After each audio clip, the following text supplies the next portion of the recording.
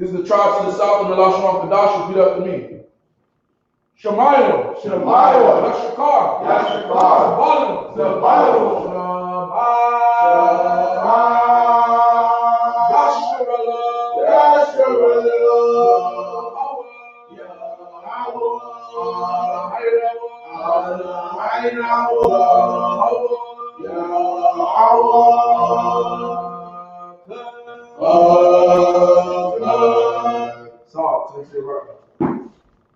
This is your tribes to the west, in the Lashon Kadash. Repeat after me.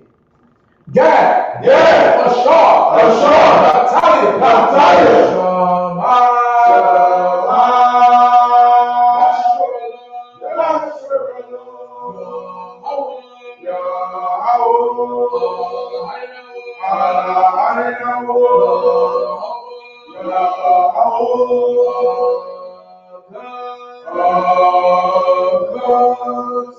turn to your right.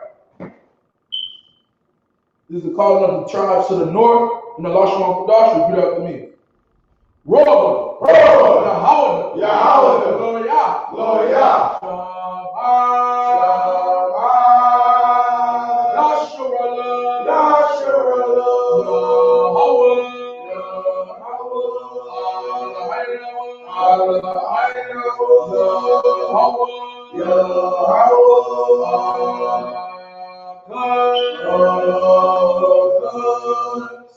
to your right.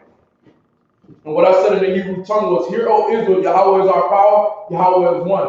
Ba'ashem Mashiach Yahushai, the water from Yah, Aman. Hallelujah.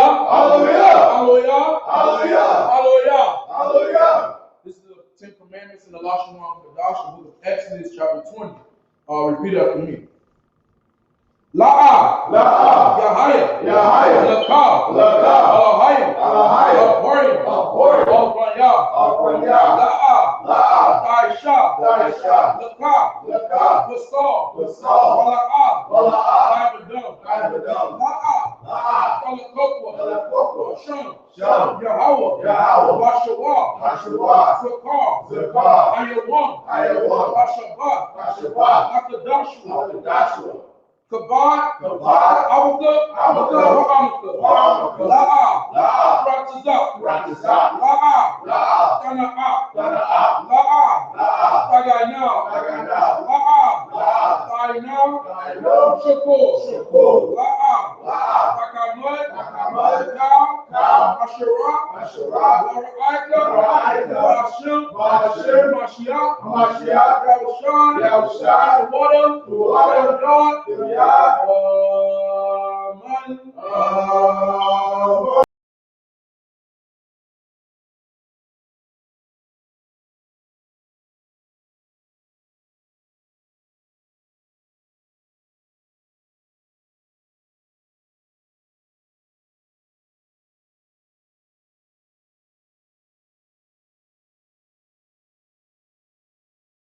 anything that is in heaven above, or that is in the earth beneath, or that is in the water under the earth. Thou shalt not bow down thyself to them, nor serve them. For I, the Most High, thy power, am a jealous power, visiting the iniquity of the fathers upon the children unto the third and fourth generation of them that hate me, and showing mercy unto thousands of them that love me and keep my commandments. Thou shalt not take the name of the Most High thy power in vain, for the Most High will not hold him guiltless that taketh his name in vain. Remember the Sabbath day to keep it holy. 6 days shalt thou labor and do all thy work, but the 7th day is the Sabbath of the Most High thy power. In it thou shalt not do any work, thou, nor thy son, nor thy daughter, thy manservant, nor thy maidservant, nor thy cattle, nor thy stranger that is within thy gates. For in 6 days the Most High made heaven and earth, the sea, and all that in them is, and rested the 7th day. Wherefore the Most High blessed the Sabbath day and hallowed it.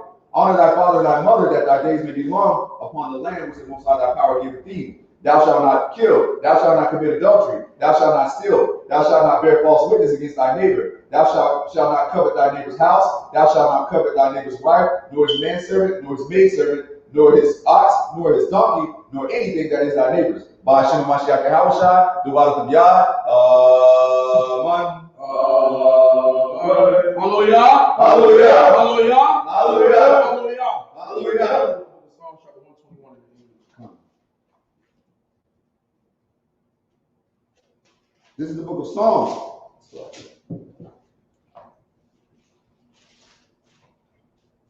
This is the book of Psalms, chapter 121.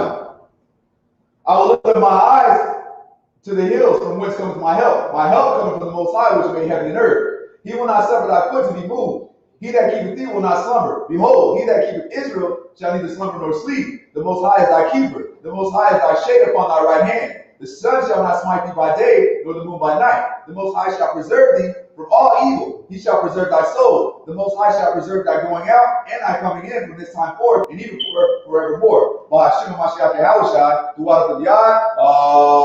Amen. Hallelujah. Hallelujah. Hallelujah. Hallelujah. Hallelujah. This is the Lord's Prayer in the Lashon Kadash. Repeat after me. Abanaw. Shabbat Shemayim. Kadash. Hayah. Hayah. Shamka. Yahweh. Malak Taba'ah. Ratazaka. Hayah. Aisha. Baratza. Kowa. Hayah. Bashemayim. Kananawa. Lacham. Kayawam. Wasalaknawa. Wala'ah. Tabi'anawa. Abode. Awashayna. Mayan. Rad. Kaya. Lakah. Amalakwa. Wala'ala. Watakura. Ba'ashem. Mashiach. Yahushua.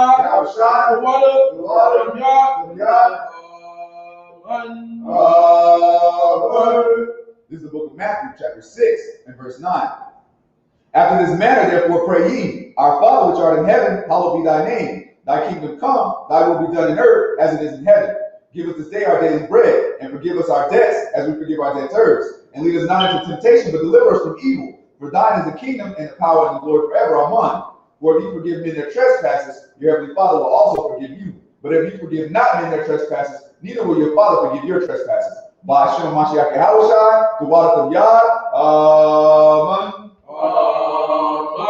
Hallelujah. Hallelujah. Hallelujah. Hallelujah. Hallelujah. Hallelujah. This is the book of Psalms, chapter 133, in the Lashon Kadash. Repeat after me. Shoyah. Hama'aywa. Abuwa. Hana. Ma. Towa. Wama. Nayam. Shabbat. Akim. Gum. Yahad. Hashaman. Matowa. Ra'ash, Yorah, Zaquan, Shayarad,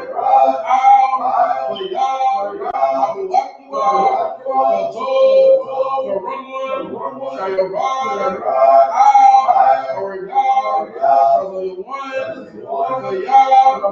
Shum,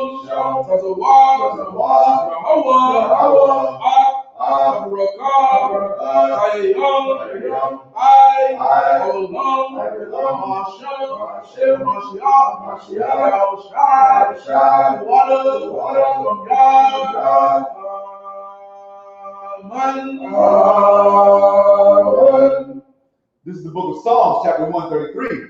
Behold, how good and how pleasant it is for brethren to dwell together in unity. It is like a precious ointment upon the head that ran down upon the beard, even Aaron's beard, that went down to the skirts of his garments, as the dew of Hermon, and as the dew that descended upon the mountains of Zion. For there the Most High commanded the blessing, even life forevermore. Ba'ashem Mashiach Yahushua, Du'at of Yah.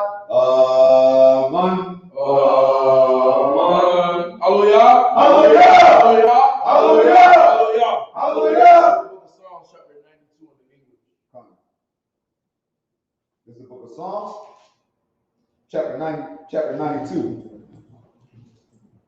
It is a good thing to give thanks unto the Most High, and to sing praises unto thy name, O Most High, to show forth thy loving kindness in the morning, and thy faithfulness every night, upon an instrument of 10 strings, and upon the psaltery, upon the harp with a solemn sound. For thou, Yahweh, hast made me glad through thy works. I will triumph in the works of thy hand. O Yahweh, how great are thy works, and thy thoughts are very deep. A brutish man knoweth not, neither doth the fool understand this. When the wicked spring as the grass, and when all the workers of iniquity do flourish, it is that they shall be destroyed forever. But thou, Yahweh, art most high forevermore. For lo, thy enemies, O Yahweh, for lo, thy enemies shall perish.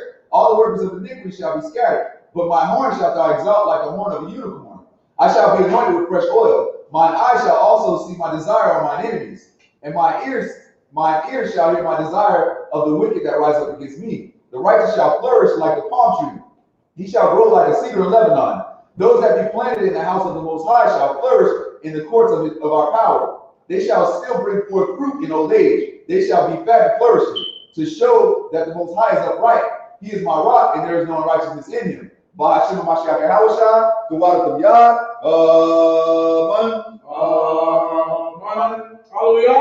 Hallelujah. Hallelujah. Hallelujah. This is Psalms chapter 150 to praise. This is the book of Psalms chapter 150 to praise. Praise ye to Yahweh. Hallelujah. Praise the Most High in the sanctuary. Hallelujah. Praise him in the firmament of his power. Hallelujah. Praise him for his mighty acts. Hallelujah. Praise him according to his excellent greatness. Hallelujah. Praise him with the sound of the trumpet. Hallelujah. Praise him with the psaltery and harp. Hallelujah. Praise him with the timbrel and dance. Hallelujah. Praise him with the string instruments and organs. Hallelujah. Praise him upon the loud cymbals. Hallelujah. Praise him upon the high sounding cymbals. Hallelujah. Let everything that have breath praise ye Yahweh. Hallelujah. Hallelujah. Hallelujah. Praise ye Yahweh. By Hashem Mashiach and Hawashai, the one from Yah. Amen. Hallelujah. Hallelujah. Hallelujah. Hallelujah. Hallelujah. Hallelujah. Dear Heavenly Father, we come to you once again. We ask that you forgive us for our sins, our transgressions, and our iniquities. Father, we ask that you sincerely hear our prayer today. Father, we ask that you continue to bless us in these last days and continue the angels to be encamped around us for our protection. Father, we ask that you let the angels minister your true words unto us today and allow the children of Israel to be compelled into the house of the Lord. Father, we ask that you continue to bless us, and we thank you for all the things that you have given us, for our life, for our health, for our strength, for our clothes, our shelter, and our food that goes into our stomachs. Father, all these things we say thank you in your Son's name. Father, we ask that you continue to bless the widows and the hungry, the sick and the fatherless, and we ask that you keep the angels encamped around them. And we ask that you bless them and heal them. Father, we ask that you send a spirit of healing amongst our brothers that are sick, amongst the children of Israel. And we ask that you speed them, we ask that you speed their recovery soon. Father, we ask all these things in your Son's name. Hashem Mashiach Yahushua, the water from Yah. Amen. Hallelujah. Hallelujah. Hallelujah. Hallelujah. Hallelujah.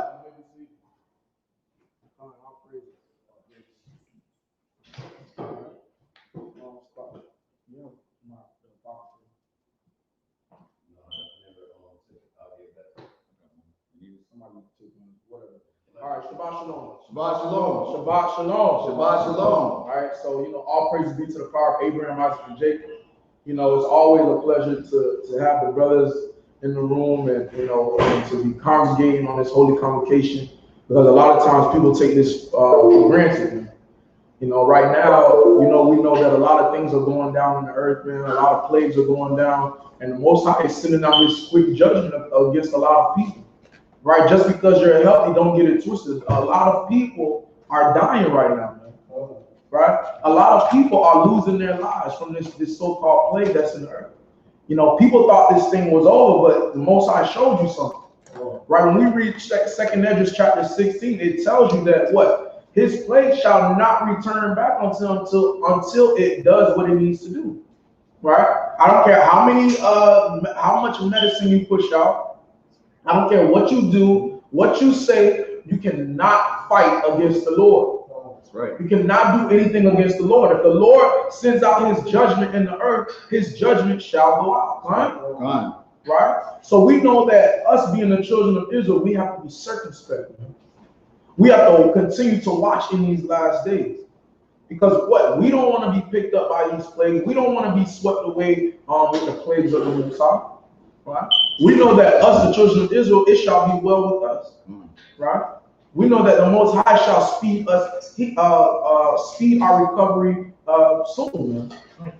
We know that the Most High continues to look over the children of Israel. You know, what man keeps the commandments and he don't look out for them? Right. You won't find any. Right? That's why every time you hear us pray, we ask that the Lord forgive us for our sins, our transgressions, and our iniquities, and we continue to push hard in this truth, man. And this goes out to the brothers, not to go on a tangent, this goes out to the brothers and the sisters that's online, man. Because a lot of times what happens is you get people that come into this truth, they've been stagnant for the last 5 years. Okay, how much longer you gonna continue watching videos, man? How much longer you gonna continue being on your mother's couch and you gonna say, you know, Shabbat Shalom from the crib, man? Right. Right? You need to go outside and find your brothers, man. Go outside and find your sisters. Right? A lot of people think, you know, just because they have the luxury of YouTube, that they're keeping the Shabbat from home. Yes, you can use this if things don't work out and you can't make it to the Shabbat, you can use YouTube as a tool. We get that. But you can't use that as a be-all, end-all, man. Scriptures say, matter of fact, let's get that real quick. Let's get Colossians 3 and 17. This is the book of Colossians, chapter 3 and verse 17. And whatsoever you do in word or deed, do all by Hashem and Mashiach Yahushua, giving thanks to the power and the Abba by him. Right, so it's business as usual. Everything we do in the name of Mashiach Yahushua, who the world ignorantly calls Jesus Christ. Give me Leviticus chapter 23. Right? Remember last week what we went over, last week what we talked about was, you know, sticking to the milk sometimes, man. A lot of people, you want to understand the third heaven, you want to understand what color Jesus' necklace was, but you don't understand the Shabbat. Right. It makes no sense. Right? So you got to ask yourself, what are you doing differently than you were doing last year, man? If you still on your mama's couch watching YouTube videos, get up. Right? Scriptures say the harvest is plenteous, but the labors are few. We need y'all brothers out here, man. Right? So you're going to continue saying Shabbat Shalom from the crib when your brother's out in the street going against murderers and drug dealers, right? People that want to take our life. We supposed to be a family, right? You talk about you got love for your brother, you got love for your sister, but what are you doing for the truth? What are you doing for your people, man? Right? A lot of people out here talking, you know, you faking the funk, man. Right? You ain't really out here in these streets. You're not really out here doing the work of the Lord. Right? So how much longer you going to continue doing this, man? You got to get up off your mom's couch and get in these streets, man. Read what you got. This is the book of Leviticus, chapter 23, and verse 1. And the Most High spake unto Moses, saying, Speak unto the children of Israel, and say unto them concerning the feast of the Lord, which ye shall proclaim to be holy convocations. Hey, what? Holy convocations. Holy convocations. What is the word holy? Let's break it down, man. A separate gathering. Right? That's what a holy convocation is. It's a separate gathering. Right? Read on. Even these are my feasts. Right? 6 days shall work be done. Now, what is he about to go into? The Sabbath day. Right? Because a lot of brothers, they be at home, they just want to, you know, from the luxury of your own crib. You got the AC blowing, man. You got your feet kicked up, right? You in your pajamas, right? Probably eating some popcorn while you see the brothers be out here laboring in this truth, right? You don't understand how much work it goes in to keep a Sabbath day, right? You don't understand how much work it goes in to go out on the street and set up, man, right? Getting the speaker together, packing these things up, man, putting the tables and the chairs out, right? Preparing everything so the people can be straight. Right? But you want to continue being a cheerleader in this truth, man. We don't need any more cheerleaders, man. Right. We got enough brothers that's behind our back. We need leaders, man. We don't need cheerleaders. Right? If you're going to be a cheerleader, you might as well go grab some pom-poms and clap them together like a high school game, man. Right? You need to be out here in these streets, man, dedicated to the work of the Lord. That's right. Right? Continue reading on that. 6 days shall work be done, but the seventh day is the Sabbath of rest. But the seventh day is the Sabbath of rest, right? Read on. And holy convocation. Hey, what? And holy convocation. So you're supposed to rest from all your labors that you're doing during those 6 days. On that seventh day is a holy convocation, a separate gathering, right? A separate gathering. Yeah, you've been knowing about the truth for the last 4 or 5 years, but you're still doing what you're doing, man. Right? You need to make that step and commit to the Lord, man. Because the Lord is tired of saving you, man. Right? The Lord is tired of giving you second chances, man. Right? Read on. Ye shall do no work therein. Right? It is the Sabbath of the Most High in all your dwellings. It is the Sabbath of the Most High in all our dwellings, man. You are not a cheerleader. You are a leader, Israel. That goes for our women in this truth, too, man. Because a lot of times the women think they could just skate by. Right. Right? The women think, oh, listen, it's all a man's job. You know, they're going to be in the streets. I don't got to really do nothing. That's a lie, man. What are you doing for the truth? Right? Are you building your brothers up, man? Are you holding them down at the congregation? Right?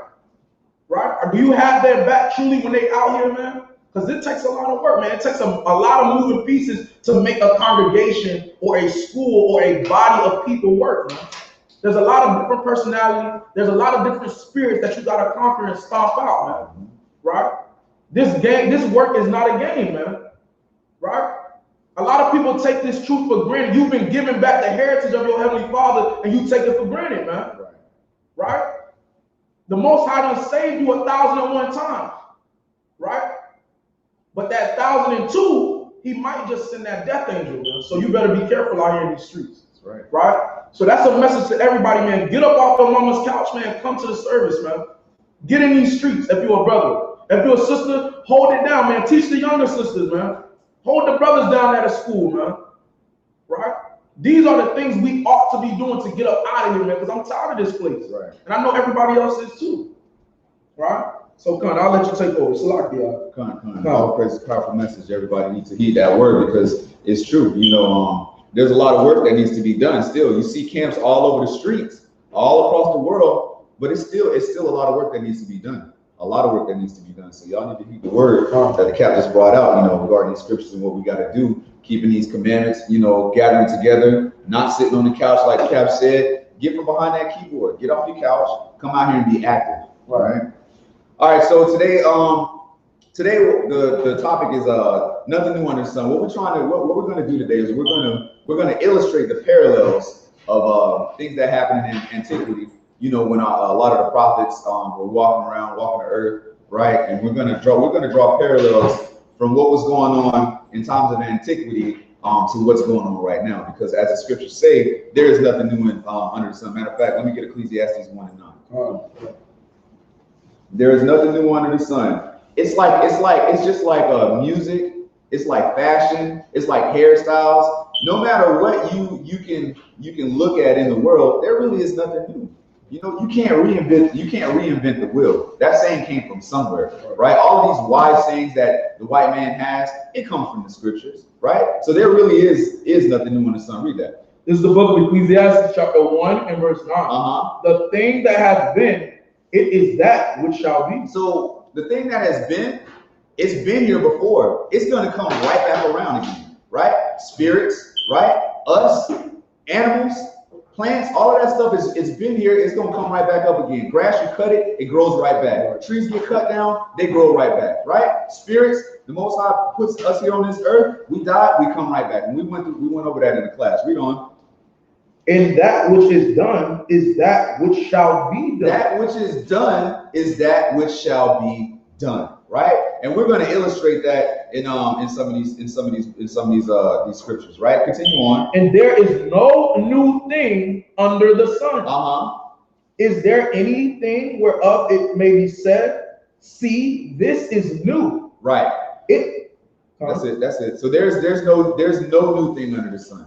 Now let's see, because we know that right when we were in Egypt, what were we doing? We were serving hard bondage. Right? Then what happened? We turned right back around. We came to America, and what do? We served hard bondage, right? And then you got the white man mocking us. What do? They take a dollar bill, they put one captivity on one side of the dollar bill, they put the other captivity on the other side of the dollar bill, right? And that's how we're able to purchase things, right? With the token of our captivity, right? Ain't that a trip? But that's the white man for you. Let me get Exodus chapter 1 and verse 10 about the shop. We're going to draw these parallels, right? Because, you know, the Most High is all about wisdom, right? So if we don't learn how to operate in wisdom, if we don't learn how to get into these scriptures, we're not going to be able to see. We're going to continue to be in the congregation of the dead, right? We're never going to wake up and come back to our heritage if we don't get into these scriptures, right? Because this is life, right? This is living words right here, right? This is our key to getting up out of here, because when we come back to these words and start heeding to what it says, then we're going to wake up. The scriptures say, "Truth shall the truth, and you shall know the truth, and the truth shall make you free." Right? So let me get that. It's the book of Exodus, chapter 1 and verse 10. Come on, let us deal wisely with him. So this is the new Pharaoh, right? that took over after, I think it was after Moses died. And Joshua, after Joshua died, correct? Right. So he's saying because the children of Israel were in Egypt, right? And then we just started to grow. 70 souls originally came in, and then we just started to grow exponentially, right? Read on. Lest they multiply, and it come to pass that when there falleth out any war, they join also unto our enemies, and fight against us, and so get them up out of the land. Therefore, they did set over them taskmasters. They set over us what? Taskmasters. They set over us taskmasters, read. To afflict them with their burden. To do what? To afflict them with their burden. What that sound like? That sound like a plantation, right? That sounds like us being in the streets. That sounds like police substations in our neighborhoods, right? That is something that the other nations have always done to us. They've always set taskmasters over us. You got something? What's that? Exodus 1 and 10 and 11. They've always had some sort of monitoring over us, no matter where we were at during that time and during this time. They've always, and that's another key to the other nations, especially America, especially Esau, right? They got embassies and military substations all over the earth, right? So that's something that they do. Read on. And they built for Pharaoh treasure cities. Python and Ramses. So we built treasure cities in Egypt, right? All that stuff you see in Egypt, that was from the labor of the children of Israel. All those pyramids, right? We were speaking about that earlier, right? There's nothing in the scriptures that actually say that we did that, but then when you follow our people across the earth, there were pyramids everywhere. So it's pretty obvious that we did that, right? So, and then when we come to here in America, what do? We built up the whole United States, right? We built up the White House. We built up this whole nation. Right? Read on. But the more they afflicted them, the more they multiplied. They what happened? The more they multiplied and grew. So the Most High, he made it no matter what happened, no matter how afflicted we were, we still multiplied, right? And that's a blessing from the Most High. Read on. And they were grieved because of the children of Israel. They were grieved because of who? The children of Israel. Just like here in the United States, right? They can't stand us here, right? They hate us, but they love our culture. So they like to do what we do. They like to take the things that we bring to the table, right? But when they see us walking around and doing what we do, they're grieved by that thing, right? They hate to see us walking down the street. They hate to see us smiling and laughing and enjoying ourselves, right? Even though we're in the midst of our captivity, they're grieved at seeing us, right? Where you at? Verse 13. Read on. And the Egyptians made the children of Israel to serve with rigor. To do what? To serve with rigor. We had to serve with rigor, right? Did we not do that in the fields here in America, in Jamaica, in Haiti, in the Dominican Republic, right? In Brazil? We served with rigor. That's why they call it chattel slavery, because they treated us like animals. Read on. And they made their lives bitter. They did what? They made their lives bitter with hard bondage and mortar, right? And in brick. And in all manner of service in the field. All manner of service in the field. That sounds so familiar, right? And it's not far removed from where we are now, right? It's not far removed. It's a cycle. It's a big cycle. Read on. All their service wherein they made them serve was with rigor. So everything that we did was with rigor, right? They never gave us a day off. They never gave us a long water break. We couldn't chill by the water cooler. And I'm just messing around, but we didn't get opportunities to really have a break. They put it on us. They put it on us hard, right? Because they hated us. They hated us then, and they hate us now. All the nations hate us, and that's a fact, right? Because we see this in our own neighborhoods. We see this when we go into the corner store and the Arab man be calling us nigga and stuff like that. They be talking to our children any kind of way. We see this with the Africans, how they hate us too. They call us lazy, right? We see this with Esau. Right. You got something? No, you good. All right, let me get Exodus 2 and 11, because here again, this is another instance of things that happen to this day, right? Read that. This is the book of Exodus chapter 2 and verse 11. And it came to pass in those days when Moses was grown that he went out unto his brethren and looked on their burden. And he spied an Egyptian smiting in Hebrew. He spied an Egyptian doing what? Smiting in Hebrew. So this is like this is those taskmasters. You might as well say this is the police, basically. Right. What was that Egyptian doing? He was beating the crap out of an Israelite, right? The man was doing his job, and the Egyptian was just beating. right? We see this every day, right? George Floyd, right? Sandra Bland, Philando Castile, right? We see this all the time. We see this with the sister in Walmart getting punched in the face by the police officer. They do this to us all the time. This is nothing new. And that's why the title is There's Nothing New Under the Sun, because it's a big cycle, right? And this is a part of the curses and the punishment the Most High put on us, right, for disobeying His word. We're going to get punished until we come back to the law, statutes, and commandments, right? We were being punished then, and we're being punished now, right? So there's nothing has changed. Exodus 5:5. I just want to add on to that, right? So a lot of times when we teach this truth or preach this truth, when people can't understand the truth, usually there's a disconnect with their history, right? They don't understand the trials and tribulations that we've really been through. So when you start talking about the things that we've been through, about, Willie Lynch or, the Tuskegee experiment, things like that, when they don't know these things, right, it's hard for them to connect to the scriptures. Right. Because when you read the Bible, all of this is just talking about what? Bondage. Right. All of it's talking about these hard servitudes and these trials that we will be going through. And they can't connect to that because what? They're disconnected from their history. That's why part of teaching on the street is going into a great deal of history, the things that happened to us. Right? Like the girl brought out last night, she said there's a tree here in Fort Myers, but it's off of LaBelle, that they won't cut down because they was hanging niggas off of them. Right? It's things like that we need to know. Right? That's a historic tree that they would take brothers to this tree and literally hang them from their neck. Fort Myers has a lot of slavery history too. That's right. Right? But people don't get that. Now, mind you, this was an Edomite, a white lady that had to explain this to somebody else. And Jake don't even know that. Right. Jake just too busy trying to I gotta get the women, man. Right. How they gonna help me get the draws, brother? Right? You worried about the wrong things. You don't even understand where you came from, man. What you got? No, I'm saying Jake still sound like a slave too. Yeah, just like last night. How you doing, Mr. Kelly? Right? Is everything all right, boss? Right? You can't do that, man.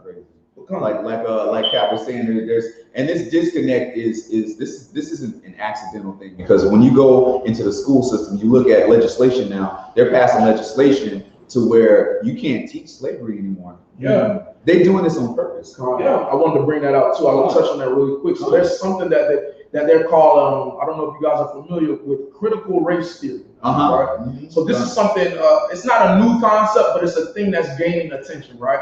And they've been going to legislation trying to get this critical race theory passed. And pretty much what the critical race theory is it's a set of teachings that teaches the real history of America. Right? It teaches what black people really have been through in America. And in Florida, they just passed a law saying, no, we don't want that. Right. Because you know what? Teaching these young children their history gonna make these people wake up. That's right. That's right. Telling them that, listen, man, they used to drag y'all from trucks, man, until your limbs would come off. Right? They used to hang you and cut your fingers off one by one. Right? So them teaching that allows them to connect to the Bible once we get to them. Right? And they don't want to partake in any teachings towards who they are as a nationality. Right? But you got one thing I realized, everybody wants to get along. But when you bring up slavery, that's where the contention starts. Man. But that's all good. We're gonna preach the truth regardless. Right? And that's why we have to have these visuals. These visuals are so important when we go out and we teach, because we say things like they fed our babies to alligators. We say things like they hung us from trees. They used to cut the babies out of their stomach. And a lot of our brothers and sisters, especially the young ones, they don't even believe it. They don't believe it because they don't they whenever they make a movie, like let's say for instance, what's this, Harriet Tubman, right? Whenever they make a movie about history regarding slavery, there's always a white hero.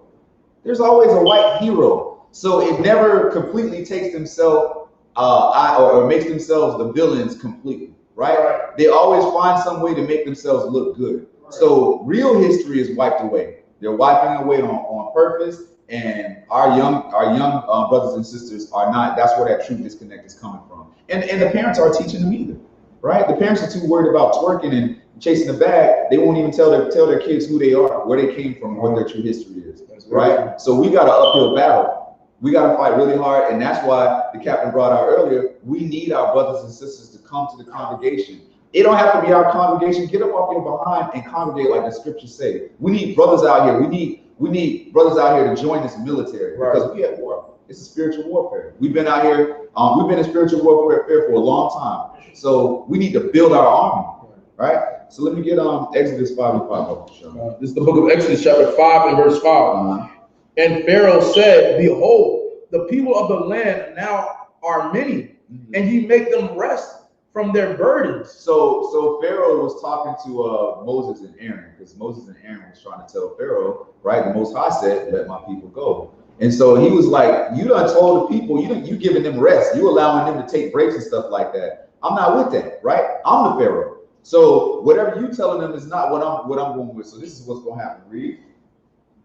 And Pharaoh commanded the same day the taskmasters of the people and their officers, saying, you shall no more give the people straw to make brick, as heretofore. Let them go and gather straw for themselves. So what the Israelites needed to make brick, right?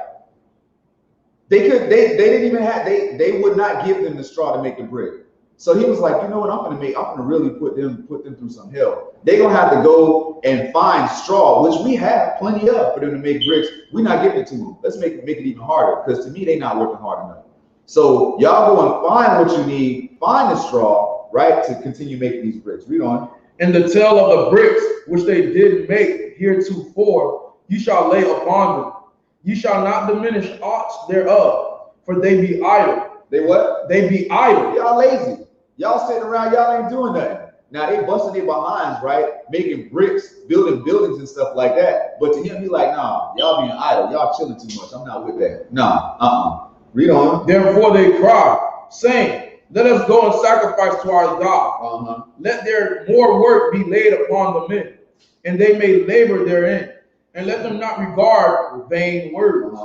And the taskmasters of the people went out, and their officers, and they spake to the people, saying, thus saith Pharaoh, I will not give you straw. Go ye, get you straw where you can find it. Go get you some straw where you can find it. I don't care about your affliction. I don't care how hard you got to work. I don't care how far you got to walk to find what you need to make these bricks. But you're gonna do it though. You're not getting, ain't no breaks. Not today. Read. Yet not aught of your work shall be diminished. I'm not diminishing your work. I don't care how long it takes you to get what you got to get to build these bricks, because you got a quota, right? So fill the quota, basically. Do what they said in Friday. What he said in Friday. This ain't enough. Well, make it enough.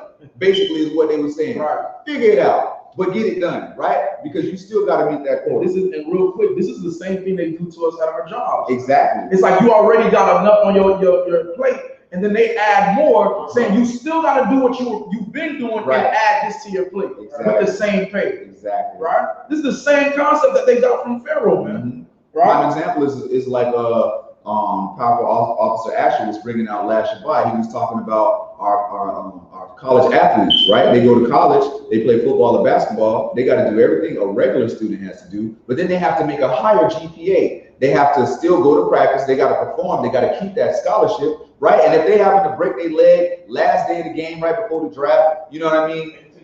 They can take their scholarship and they can do all of that and get nothing. Right? And they can win a national championship the year before, and all these buildings start to pop up around the campus. But the kids can't benefit from that at all. They can't get a jersey, right? They can't get no money. Nobody can even buy them lunch. And the crazy thing, even for the game, the NCAA games, when they had the players, they didn't give the players names, they gave them numbers.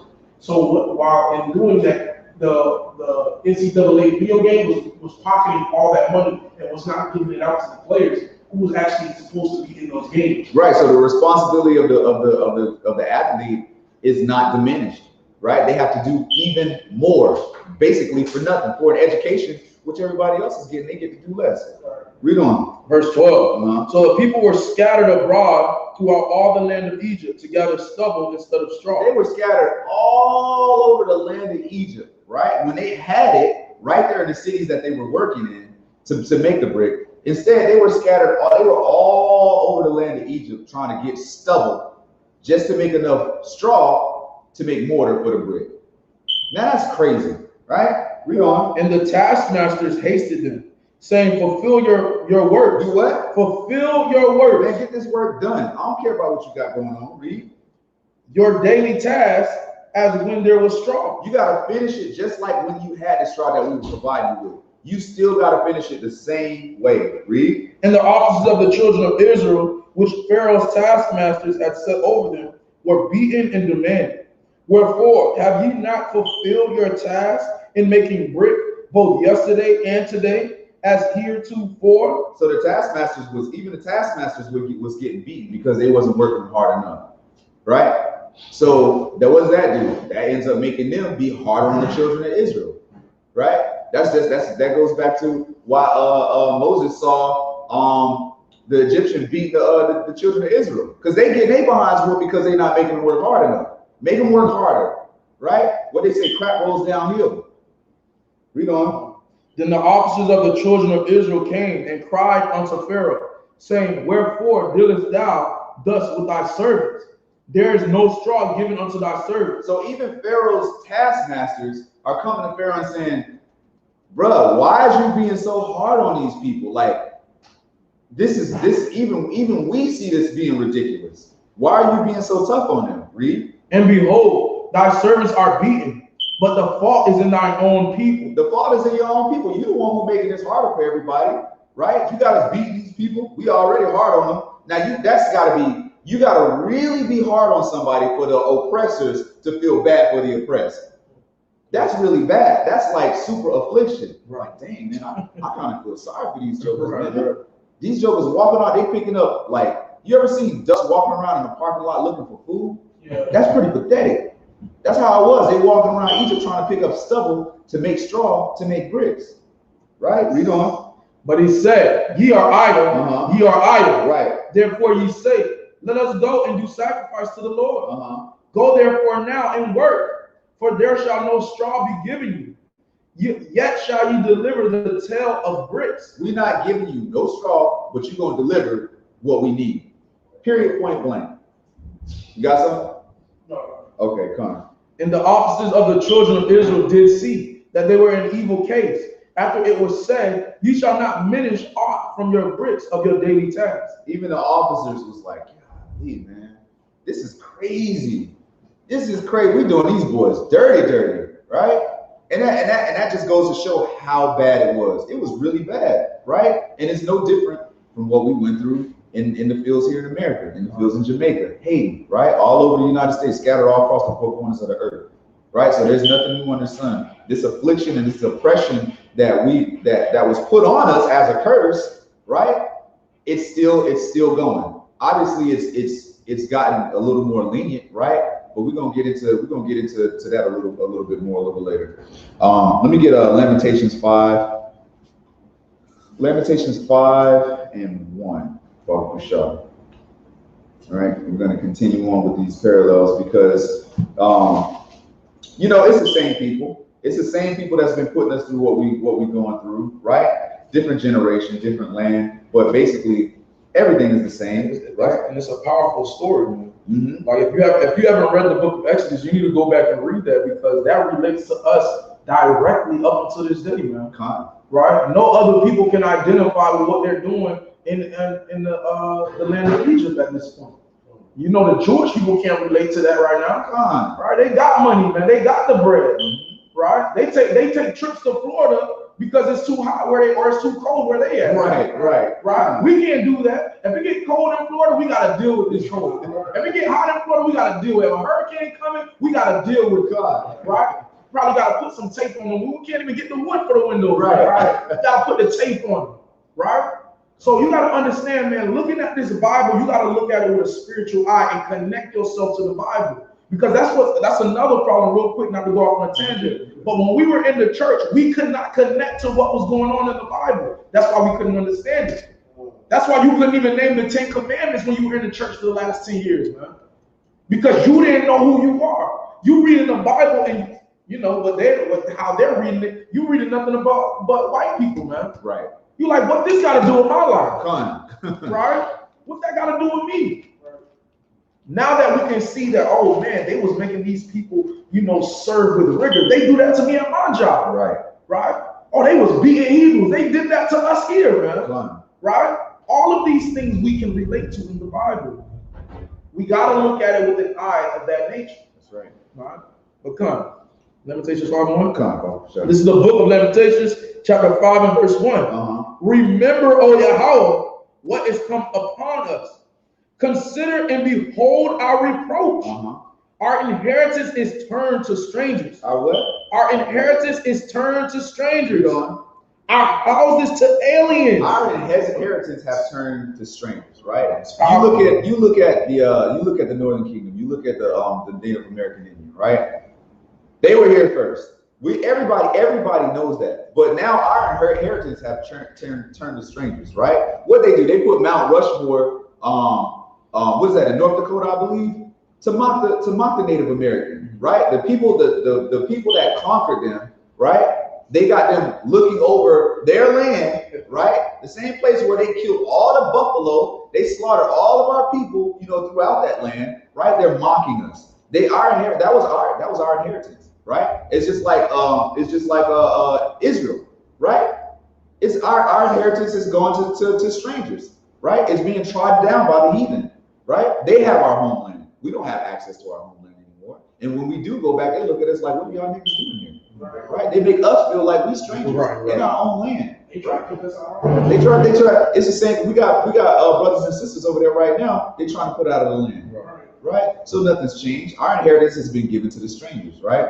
And so these scriptures is true, man. Right? And like the captain just brought out, we have to learn how to look at these situations through spiritual eyes, because if we don't, it's just going to be a fairy tale book. That's how I saw it when I was in Christianity. I know what the hell was going on in this book. Matter of fact, we never read it. We never read it. All I knew was pass the collection plate. Right. God so loved the world. God so loved the world. Right. That's really about it. Right? And will a man rob God? That's really all I ever really knew. I didn't know much more about it, right? Read on. Verse 3. We are orphans and fatherless. We are what? Orphans and fatherless. Orphans and fatherless. Where are our fathers at? Can't make it up. Locked up in the prison houses, right? Part of the curse is they leaving home. They're not taking care of the kids. They're running off, right? A lot of us are fatherless. Read on. Our mothers are as widows. Mothers are widows, right? Look at Philando Castile, her and her daughter, right? She's a widow. Her daughter is fatherless, right? That man was murdered in front of him. In front of his daughter and his wife. And the man told the police he was licensed to carry his weapon, and the Edomite still shot the man, right? If you that nervous, you shouldn't be no cop. There's no excuse for murder, right? But if the shoe was on the other foot, he would have been locked up, right? So our children are fatherless, and our wives are widows. Read on. Verse 4. We have drunken our water for money. We are drunken our water for. You cannot make this up. You can't make this up, right? There's a deeper meaning in that, but this is a surface. We're drinking our water for money, right? They're taking all the resources that the Most High gave us, and they're making us turn around and pay for it. What? Like everything that we get, everything that the Most High gives us, they got us paying. They're taking it, claiming it, and saying, "Oh, okay, you got to pay for it." Right? They're destroying the earth, and then they're bottling clean water, and they're selling it to us. Right? When the Most High is giving it to us freely. Read on. I want to expound on that really quickly, because last week we talked about this on the street, right? When you do your research on how these people got like the springs and the places to give us this water, right? You got to understand the history of it. So you have those people that was claiming those $5 Indians. Remember, they were selling this land, giving it away for cheap or giving it away for free, even, right? So when they take the land, the resources, right, these people would buy their nationalities, for $5, which is what you call that $5 Indian that we were talking about. That $5 Indian, that's where this comes from, because they were buying nationalities to get those resources for reduced amounts. Right. So now, up until this day, they still own the springs, man. And you have to understand, this is an infinite source of water, so they just gonna continue making money. Imagine that. With no investment. With no investment, right? No investment. They got the spring, and it just continues to produce, continue to produce. They set for life, man. Who gonna sell that? Why would you sell something like that? Right. I let my son own it. His son's son gonna own it. His son's son's gonna own it. They never going broke. Right? So when we talk about things like that, we are buying our water for money, man. We own this. Right. And now we gotta pay $3 for good water. Right? This is sick, man. Right. Right? While they destroyed everything else. They Right. destroyed all the other sources of water. So they take certain sources of waters. Go ahead. And what makes it even worse, they contaminate even the good water. That's what I'm saying. That's exactly what I'm saying. They destroy certain sources of water, right? And then they take the few good sources that are left and they want to sell it to us, right? They don't put no investment into it. They didn't do nothing to get that water here. That was all through the power of the Most High Yahweh, right? So continue on. Verse 4. We have drunken our water for money. Our wood is sold unto us. Our necks are under persecution. Our what? Our necks are under persecution. What just happened? Our necks are under persecution. What just happened with the police? George Floyd. That man's neck was literally under persecution. He had his knee on that man's neck, and it was almost like that man read this scripture and was like, I'm gonna go and I'm gonna put my neck on the Israelite and kill him. Right? It's so, I mean, it's so, I don't know. But these scriptures, it's real life, man. It's hard, man. It's real life. You can't, no other nation on the planet can take themselves and inject themselves into this story because it doesn't fit anybody else. It only fits us. That's it. So, all right, read on. It's a lot. Verse 5. Our necks are under persecution. We labor and have no rest. We have given the hand to the Egyptians and to the Assyrians to be satisfied with bread. Our fathers have sinned and are not, and we have borne their iniquities. Our fathers have sinned and they're gone, right? And we've borne their iniquities, right? We're serving. We're paying for the sins that are well.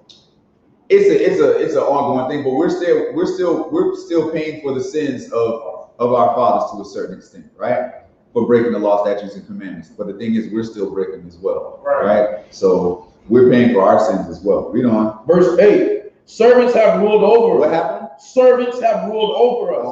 There is none that do deliver us out of their hand. Because there was a time when King David was in rulership, he had all the other nations in servitude, right? They had to pay us, right? He taxed them, right? We was in control. So they were our servants at one point, right? But now servants are we're serving them, right? They're ruling over us, right? Read on. Verse 9. We got our bread with the peril of our lives because of the sword of the wilderness. Right, we getting our bread with the peril of our lives, right? It was the same thing when we was in the fields, right? We had to work damn near to death, sun up to sun up, right, to get food. It was with the peril of our lives because if something went wrong, we could die in the fields right then and there. Read on. Our skin was black like an oven because of the terrible famine. They ravished the woman in Zion. They did what? They ravished the woman in Zion and the maids in the cities of Judah. That's what they used to do to us in slavery. They used to before we even got to lay with our wives. If we got married, they would lay with our wives.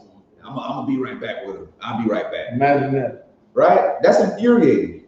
And then how would you feel as a man if you get ready to get married and some white man comes up, he snatch your wife and he take her up in the big house and he lay with her and he plant his seed in her? How would you feel? He defiled your wife, right? She can't do nothing about it. She can't do nothing about it. She has no power, no strength, and neither can you, right? But that's what they did to us, and that's evil. That's evil. That's why the Most High said for the iniquity or for the evil that you did against your brother Jacob, right? That's why they're gonna get what they're gonna get, because the Most High's not playing about that. They knew better, right? They took it way, way, way too far. Read on. Verse 12. Princes are hanged up by their hand. Wow. The faces of elders were not honored. Nobody honors the face of. Right now, we be out in the streets teaching, right? And we see our elder brothers, and they be drunk. They have no wisdom. They have nothing good to inject in the conversation. They can't teach us anything, and they're supposed to be teaching us. We're supposed to be sitting at their feet learning, right? But no, they walking around in the streets acting like fools, right? Trying to be young, dressing like young men, trying to holler at, just like children, trying to holler at young women. The only thing on their mind is fornication, right? That's it. That's the only thing that's on their mind. They have no wisdom. And that's why the younger generation is lacking that wisdom, right? Because nobody honor, that's why there's no honor for the face of the elders anymore. But that's why the real men of the Lord are waking back up, and we're changing things, right? We're bringing that honor back to the hoary head, right? We have brothers that are going to be elders soon, and they will be respected. Right. We have elders that are already here leading us, and they are respected, right? Read on. Verse 13. They took the young men to grind, and the children fell under the wood. They took the young men to grind. They had our young kids in the fields from like 2 to like 4 or 5 years old. When they could walk, as soon as they was able to walk and was strong enough to get in the field and work, they had them out there, right? They had them out there laboring, just like adults. They didn't care about if he was young or whether he was old. Read on. The elders have ceased from the gate. They did what? Have ceased from the gate. Like I said before, the elders have ceased from the gate. There's no wisdom there anymore. Read. The young men from their music. The joy of our heart is ceased. The joy of our heart is what? It's ceased. We don't have no joy no more. We don't have no joy no more, right? What we do? Get up, go to work, get off work, come home, take care of the kids, go to sleep. It's the same thing. There's barely no happiness. We don't have time, right? We laboring. Even though we don't have chains on us, we still in bondage. We still here, right? So there is no happiness, right? There's no happiness in the household, right? You can barely take your family on a vacation. You ain't barely making no money. You working what, like 12 hours a day for $10, $12 an hour, right? You rent $1,200, $1,300, $1,400. You got 3 kids in a 2-bedroom house. Right. You make just enough to make it, but then you got, you can't get food stamps. You don't want to take no food stamps because your pride don't want you to take that crap because you're a man, right? They do everything they can to destroy you. So there is no happiness. Right? Then on top of that, when you go out in the streets, you do something wrong, you get pulled over, you think you're gonna get killed. You see your brothers and your sisters get killed across the nation. So how can you have happiness? True happiness. You got no happiness. It's been taken away from us. Read on. Verse 15. The joy of our heart is ceased. Our dance is turned into mourning. Right. The crown is fallen from our head. Woe unto us that we have sinned. Woe unto us that we have sinned. Read. For this our heart is faint. For these things our eyes are dim. Read. Because of the mountain of Zion, which is desolate, the foxes walk upon it. Right. Read. Thou, O Lord, remainest forever. Thy throne from generation to generation. Right, you dropped that. So this is just illustrating, how we fell off, what condition that we're in. You know what I mean? The things that are happening to us to this very day. And these same things happen to us back in antiquity. Can I get a scripture real quick? Absolutely. 2 Corinthians chapter 10 and verse 22. Because this goes hand in hand, right? Matter of fact, it started at verse 20. Because 2 Corinthians 10 and 22. Let me start at 20. Start at verse 20. Come on. This is the book of 2 Ezra, chapter 10 and verse 20. Do not so, but be counseled by me. Right, read. For how many are the adversities of Zion? So it's talking about how many adversities does Israel have to go through, right? The adversities, the things that are against the children of Zion, right? Read on. Be comforted in regard of the sorrow of Jerusalem. Be comforted in the sorrow of Jerusalem, meaning the sorrow of the people. Now it's about to go through the things that Jerusalem or Israel had to go through, right? Read on. For thou seest that our sanctuary is laid waste. You see that the sanctuary is laid waste, man. We find hard times just trying to get a school in this thing, man. Right. Just trying to find a school, a place to congregate is difficult. Right? Read. Our altar broken down. Our altar has been broken down, man. Read on. Our temple destroyed. Our temple is destroyed, man. Read on. Our psaltery is laid on the ground. Keep reading. Our song is put to silence. Our song is put to silence, man. We can't even sing for joy. This is just what Lamentations was talking about. Right? So we know that this has been going on for a long time. So we go out in the streets, the highways, and the byways. We are to persuade the people or convince the people that this is a serious matter, man. A lot of times we get complacent in this truth and we think like, oh, yeah, I'm just going on the street to preach. No, this is life and death that we preach, man. We telling people to choose between life and death because we want to get up out of here, man. We tired of the adversities of Zion. Tired of the adversities of Israel, man. Just like the powerful captain was bringing out, man. Right? You making $12 an hour, you got to pay $1,400 in rent. Right? And you lucky if that's a nice place, man. Right. Right? You lucky if that's a nice place here in Florida. Right? Read on. Our rejoicing is at an end. Our rejoicing is at an end, man. Right? Yeah, Jake might be getting a bottle. They might go out at night. They might bop in the street, but they wake right back up the next day sorrowful, depressed. Right? That's why the first thing they got to do, they got to light the blunt, man. Right? I got to go to this corner store and get me a little Henny bottle. I got to, they trying to shake something, man. They don't even realize it. You've been running your whole life. Running from what? The adversities of Zion. That's right. Read on. The light of our candlestick is put out. The ark of our covenant is spoiled. What does this thing? What does these things mean? Our heritage has been taken away from us, man. Right? Everything is spoiled. Right? And people don't even understand the light of your candlestick has been put out, man. Which was a glorious thing in the eyes of the Lord. Right? Read on. Our holy things are defiled. Right. And the name that is called upon us is almost profane. The name that is called upon us is almost profane, man. They use God names in vain. They think that this man is a jokey joke God. Right? And they don't even understand the strength of our Heavenly Father. Read on. Our children are put to shame. Say that again. Our children are put to shame. Even our children are shameful, man. We go on the streets. You got 10-year-olds trying to gang bang out here, right? Right? They thinking they own something. Right? And then when little Johnny loses life, little Johnny was such a good kid. No, he wasn't. He was a monster to the neighborhood. Right. He just robbed,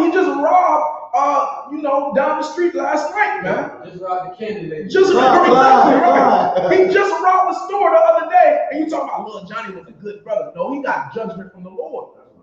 Because we know that the Lord is not a respecter of person, man. You should not be acting like that as a child. Right? Just like, and not to go off on another tangent, but that's why I brought up in the beginning of this class, the men in this truth are so important, man. Because if we're not directing our women and our children to go the right way, who will do it, man? Joel Osteen ain't gonna do it. Right? They tell you all you gotta do is call in the name of Jesus and everything will be good. You can rob a corner store this morning, and at night you say, Jesus, thank you for giving me that money from the corner store. I got a precept, right? You got strippers before they go on the pole. They hold their hands in the locker room praying before they get on the pole. Right. That just they praying. They go to Thanksgiving praying over pork, man. Right? When they never read the story in Maccabees, man. Second Maccabees chapter 7. Right. You had children saying, look, man, you better put me to death before I put that thing in my mouth. That's right. He telling grown men this. And our children don't even know what that is. That just goes to show you how low of a state we fell, man. Right? Read on. Come on. Our priests are burnt. Our priests are burnt. Meaning what? We don't have our teachers anymore, man. But all praise be to the fire of Abraham, Isaac, and Jacob because they coming back, man. We need our Levites, man. Read on. Our Levites are gone into captivity. Right, read. Our virgins are defiled. That's a whole nother topic right there, man. Right? The chance of you finding a woman that's of maritable age, right, or a woman that has not been defiled, the older you get, man, your chances is slim to zero. Right? Chance of you finding that woman, it's slim to none. Because what? You got commercials, you got YouTube, you got all of their friends, their family push. Listen, girl, just try everything out. Right? It's gonna be okay. Right? Live a hot girl summer. Right? Live a hot girl summer. But what people don't understand when you read Ephesians chapter 6, understand that we are dealing with principalities here. High powers and high places. People don't get this. They think that this is just a coincidence. Man. This is not a coincidence. These are things that they push on the children of Israel. Right, read on. And our wives ravished. We just read about that in Lamentations, man. Read on. Our righteous men carried away. Read. Our little ones destroyed. Our little ones are destroyed. And when you destroyed as a little one, you finish, man. You're gonna go with all types of pain, hurt, sorrow, right? A lot of those brothers, when you go to when you do prison ministry, you actually talk to these brothers, man. Them brothers been through a lot of stuff, man. Right? Even our young daughters too, man. They've been through a lot of things. They uncle touching them, man. Right? They've been touched as a young woman. You know how many women go through that, man? Right? Being molested at young ages. Right? In the kingdom of heaven, we're not dealing with that stuff, man. Right? This is where the judgment is perverted. These things ought to be dealt with, but they're not. The judgment is slack right now, man. Right, read on. Our young men are brought in bondage. Keep reading. And our strong men are become weak. And our strong men became weak, man. And that's why I get on the brother so much, man. How much longer you gonna be sitting on your mama's couch at home? Right. How much longer you gonna be at the crib chilling, talking about go on, brother, teach on? How many brothers will be on the street? Yeah, teach the word, brother. Right, and they keep doing their wickedness. I like what you're doing. I like, right. I'm gonna keep going my own way. Right. I'm gonna do it my way. Right. I like what you're doing, brother. Keep doing what you're doing. Black power. Right. We need this out here. Right? Your words mean nothing to us, man, because you ain't doing nothing in this truth, man. Right? If you're not part of the solution, you're part of the problem. That's right. That's what people don't understand. You're not helping us fix our nation, you're helping to destroy it at that rate. You cannot be a lazy man in this truth, man. A strong man became weak, man. That's how we got in this condition in the first place, man. Letting people run over you, bowing down to people, man. We don't bow down as the children of Israel, man. Right? We don't do those things. Keep reading. And which is the greatest of all, the seal of Zion hath now lost her honor. Man, the things that were kept honorable in the eyes of the Most High, they're not honorable anymore, man. Right? These things that we once kept sacred to us, man. So this is why we gotta go back and come back to the Heavenly Father. Right? You could drop that out. Salam. Come. Great points, Come. Come. Like the powerful captain is bringing out, we need, reiterating yet again, we need our brothers to be men. We need our brothers to link up, to become soldiers in this fight, right? Because we're kind of, you can't have no war without no army, right? The Most High is a man of war, right? Yeah. We're his army, right? So we need strong brothers. We also need strong sisters to come hold it down too, right? All right, so now we touched on different examples of different situations that happened while we were in Egypt, drawing parallels to things that are going on now. Let's talk about the family, how they're destroying the family, right?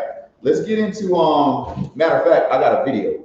We got a video, right? So this video is kind of illustrating the initial stages and what the agenda was with Planned Parenthood, right? Because we know that when we look around our neighborhoods, there's abortion clinics everywhere, right? They plague our communities, right? So, and this is a big problem in the Israelite community. Go ahead and play that. Planned Parenthood is publicly commemorating Black History Month while turning a blind eye to what the organization's very founder remarked about race. That's this week's Speak Out segment. In a series of recent tweets, Planned Parenthood President Dr. Lena Len praised Black employees and supporters of Planned Parenthood, including one of her predecessors, the organization's former president, Faye Robinson. But when the post overlooked Planned Parenthood founder Margaret Sanger's writings on race. In her autobiography, Sanger wrote that she spoke at a 1926 Ku Klux Klan rally. She characterized her lecture there as a success, writing, quote, "I believed I had accomplished my purpose," and that, quote, "a dozen invitations to speak to similar groups were proffered." In a 1939 letter to Dr. Clarence Gamble, Singer wrote that to expand her efforts, colored ministers should be hired to help them make their case. Here are her words. Listen to this. "The most successful educational approach to the Negro is through a religious appeal. We don't want the word to go out that we want to exterminate the Negro population. And the minister is the man who can straighten out that idea if it ever occurs to any of their more rebellious members." This disdain for African Americans is not just a stain in the organization's past, it is ongoing in their work today. Yes. Black babies are aborted at a disproportionate rate in the U.S. population. According to the Centers for Disease Control, abortion rates in 2008 for non-Hispanic Black and Hispanic teenagers were 2 to 3 times higher than the rates for non-Hispanic white teenagers. But as Planned Parenthood claims to celebrate Black History Month while not acknowledging these facts speaks to its hypocrisy and lies. Do not trust Planned Parenthood and do not fall for their propaganda, not during Black History Month or for any month for that matter. Fine. So that was just a little small segment, going into the founder of Planned Parenthood, that devil Margaret Sanger, right? She has strong ties with the KKK.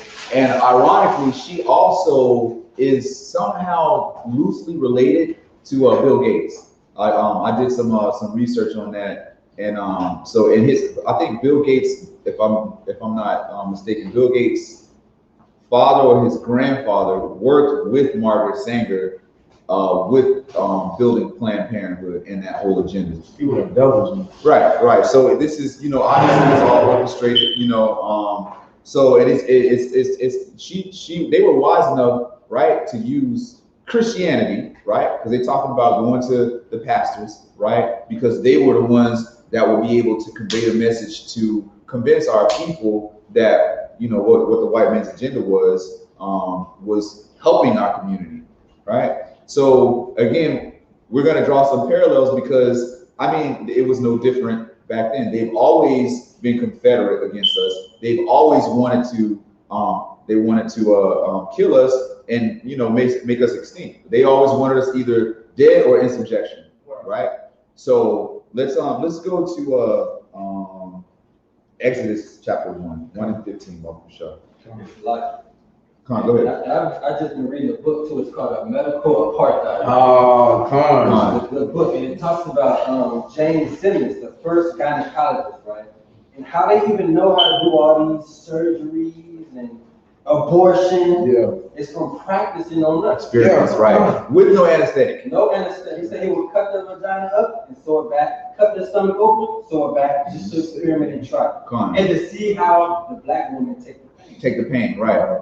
And then you have this whole situation now. It came out where I don't know who it was, but a doctor was doing an interview, and he admitted that they don't feel like our sisters feel the same pain. They don't believe our sisters when they tell them they're in pain. Yeah. They don't believe them. So and a lot of our sisters have died giving birth to our children. You know what I mean? Because the white man, they don't think we feel that type of pain. Right. So this is nothing new. They look at us differently. They look at us like we're animals. Of course, the scriptures say we're stronger, but that don't mean we don't feel pain. Right. And like you said, that white man, he was just experimenting on us. It was all experimental, right? Because he had, and I didn't read the book, but I read an article about that guy. Yeah, and it touched on that whole situation, and it's disgusting, right? Because if something like that happened to them, they couldn't make it. They couldn't make it. They're too weak and frail, right? God's chosen people are not weak, frail people. Right. We went through that stuff and we still here, right? Wow. So, again, the white man is the devil. I can't say that enough. You know what I mean? He's the devil that the Bible speaks of, and all these other nations are confederate with him, right? So we got to band together, like Zephaniah 2:1 says. We got to come together, right? O nation not desired, because we're definitely not desired. Nowhere, wherever we are, we're not desired. Here, wherever we're scattered, right? We're in the ghettos and the slums. It's all the same. So let me get that Exodus 1 and 15. This is the book of Exodus chapter 1 and verse 15. And the king of Egypt spake to the Hebrew midwives, of which the name of the one was Shiphrah, and the name of the other Puah. And he said, when ye do the office of a midwife to the Hebrew woman, and see them upon the stools, if it be a son, then ye shall kill him. Shall do what? Ye shall kill him. But if it be a daughter, then she shall live. So the Pharaoh was like, listen, he's telling the midwives, right? If these women, these Israelite women have children and it's a boy, kill him, right? And if it's a woman, if it's a female, let it live. Now that's deep, right? Why is that deep? When you look at the family structure, right? What does it say? Well, let's get that. When we look at the family structure, there is a structure. There's order. The Most High set forth order from the very beginning, right? And so our enemies look at that, and they know when we're not in order, right? There's confusion. There's a head to every structure, and the Most High made the man the head. Let me get that.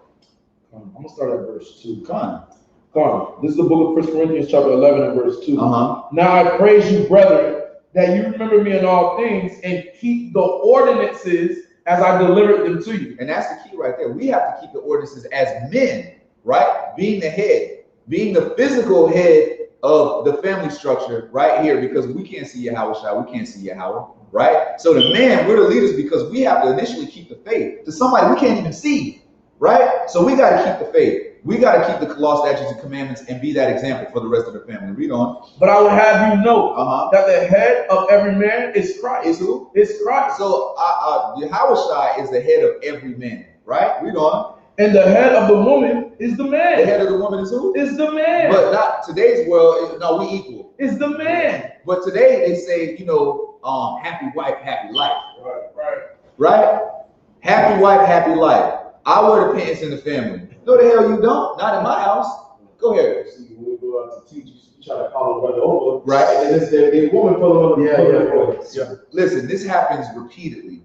Right? Our men are not men, right? No, go ahead. Our men are not men anymore. Right. Now, how are they doing that? Right? The white men, how are they doing that?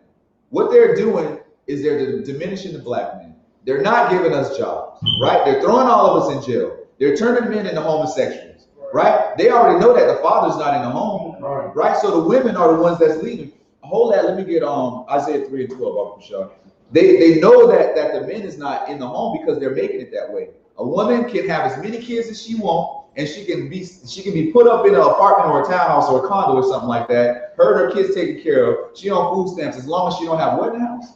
A man. As long as she don't have a man in the house. Who's her man? The white man. The government. The government. That's right. That's their daddy. That's their husband. That's their man. Don't have a black man in the family. We're going to destroy that whole situation. Go ahead. This is the book of Isaiah, chapter 3 and verse 12. As for my people, children are their oppressors. Who? Children are their oppressors. Children are the oppressors in the streets these days. Our children is the ones running up on other brothers with Dracos, shooting up the whole block, right? Shooting babies in the head on accident because they can't get who they trying to get. Our children are our oppressors, but there's a reason for that. Read on. And women rule over them. Who rule over them? And women rule over them. The women rule over the children. Because the man is not there, which is a part of the curses. That was the curse that the father would leave the children. And he would hate the wife of his bosom. Right? So that's a part of the curses. And the women, a woman can't teach a young man how to be a man. Right. They can't teach, and that's why the men today walking around in the streets in society are feminine. You can't even talk to them. They get emotional.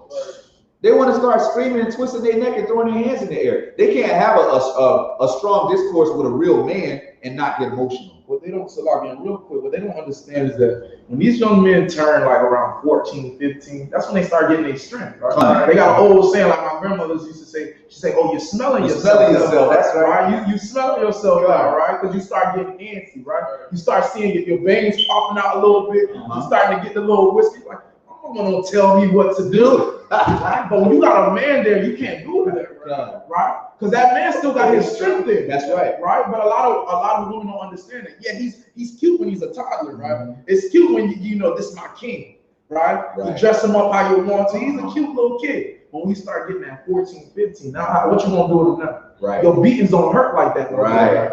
I don't care how hard you swing that belt, it don't hit the same. Right? His skin got a little tougher, his muscles on grew a little bit. Right? Now you looking for some type of help. You gotta understand, man, we gotta be prudent people.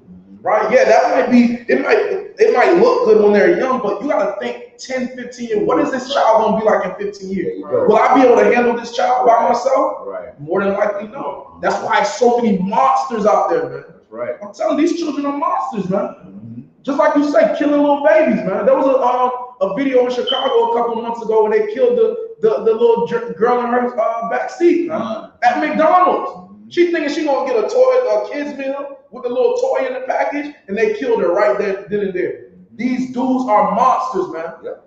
They have, even back in the day, they used to have morals with OGs, man. You understand gang making, right? There's certain people you couldn't touch, right? Go ahead. And like even back in the day, there was like this big rule. There was this big rule. If there was ever a child, if they were on the street while they were selling drugs, they would even tell that child, "Yo, what are you doing out here? Go home. Go home." They don't have no morals now, man. We used to go to Franklin Park on Friday nights. It's 1:30 in the morning. You got little jigs out there by themselves. Right. You got kids just running in the middle of the street, right by themselves. It's like, yo, where's your dad? That one that almost got hit. Right, I remember that. Right? Where is your mother, man? Right? Nowhere to be found. He chilling at the corner store like he a grown man. Right. Come on. He couldn't have been 7 years old, man. Nope. He chilling at the corner store like he's a grown man. 1 in the morning. These are the things we gotta correct, man. Come on. Go ahead, Slum. There's more on that. Oh, verse 12. Come on. As for my people, children are their oppressors, Right. and women rule over them. Our women are ruling over our children right now. Read. All my people, Uh-huh. they which lead thee, cause thee to err. Cause thee what? Cause thee to err. Women are causing our children to err. Now, I'm not trying to blame the women, because ultimately that falls on the man. Because we supposed to be in the household. We supposed to be setting the structure, right? And not just any man. You got to be a man of the Most High to keep the commandments, right? We got to learn how to teach our sons. Matter of fact, I don't want to go too far because I know we got to hurry. Let me get 1 Kings 2 and 2 Baba Kusha real quick, and then we're going to jump to the next scripture. Right, because our women are leading our men, but they can't teach a man how to be a man. They can't teach a young boy how to be a man, right? Because a lot of times we got wives, we got sisters that don't even want to listen to their husbands, right? So there's all kinds of disorder. That's a whole other class, but we ain't gonna get too far into that. The camera might explode. Right. I tell these brothers, man, you better filter your woman through these scriptures. Man. That's right. If you don't, you're gonna have a headache for the rest of your life. That's right. Right. You see, we hear these stories all the women likewise, man. You better scripture these brothers through the scriptures. That's right. If the scripture's saying something, this brother is doing opposite, go the other way. Right? Because now you wonder, oh, how did I become in this city? How did I get to this point? You didn't listen to the Most High. Right. Right? All of these things in this Bible is written for our good, man. All right? I actually saw a video real quick on Instagram of this Eve. She was talking about she got 4 babies from this white man, right? And he left. She was like, but she was like, so men leaving their family is not just black men. That cut me right there. Because I'm like, you really feel like in your heart and in your soul that the only people that leave their children is black men. Right. That's a shame. That's how destroyed our sisters are. They hate us. They hate us. They hate us. That's right? a true The statement. black man is the most hated individual on the planet. True statement. We're hated by all the other nations. We're hated by our own women, and we're hated by our own brothers. And here's the crazy thing: they hate us, but they still want to have babies by us. Which That's- makes no it's- sense. Like it's a big contradictory. That's a whole nother topic. That's a whole nother class. That'd be a great class. That is a good class. Right? I mean, a lot of times when you talk about these, when you look at a nation of people, right? We're one of the only people that have to. We almost have to fight for the respect from our women. Right. And that goes to show, like when we was on the street the other day, that's what I was going into talking about. I said, listen, man, you don't understand. We still struggle from the effects of slavery, man. People think because, oh yeah, you're able to get a job now, you're able to become a CEO, you're able to get a house in a fenced community. They think that the thing is over, man. Right. We still battling things that we went through in the 1800s. We're literally just today, on this day today, trying to repair our households and our families. Right? Well, we have to almost beg Eve for the respect. Please let me be a man. Yeah. Let me be your man. And not your child. I'm not looking for a mother. Right? A man. Right? And they don't get it. They don't get it. Right? They push it all the way. They push it. And just because you got money doesn't make you exempt from the curses. Look at LeBron James. His house was vandalized. He's one of the most famous Israelites on the planet right now. You're not going to escape these curses if you Israel. It's just not going to happen. Right? So let me get that. This is the book of 1 Kings chapter 2 and verse 2. I go the way of all the earth. Be thou strong therefore. Be what? Be thou strong therefore. Read. And show thyself a man. To be what? Show thyself a man. You gotta be strong and show yourself to be a man. How do you do that, Reed? And keep the charge of the Lord. We gotta keep the charge of the Most High. That's how you show yourself to be a man. Read. To walk in all his You ways. gotta walk in his law, statutes, commandments. Read. To keep his statutes and his commandments. Right. And his judgments and his testimonies. As it is written in the law of Moses. And that's how you gotta be a man. That's what it takes. You gotta keep the law, statutes, and commandments. There's a little more in there, right? That thou mayest prosper in all that thou doest, and whithersoever thou turnest thyself. So when you keep the law, statutes, and commandments, you are going to prosper. I don't care what situation you're in. The Most High put you in that situation. And if you keep the commandments, he's going to bring you out and he's going to lift you up. Right? So you got to work. That's the key to being a man. Keeping the law, statutes, and commandments. All right. So let's get Matthew 2 and 16 real quick. And then we're going to jump into the last subtopic of it, because I know we got We're running into portion time. Matthew 2:16, Baruch Shah. I wanted to bring out something about Absolutely. Planned Parenthood too. So I'll read your scripture first. This is Matthew chapter 2 and verse 16.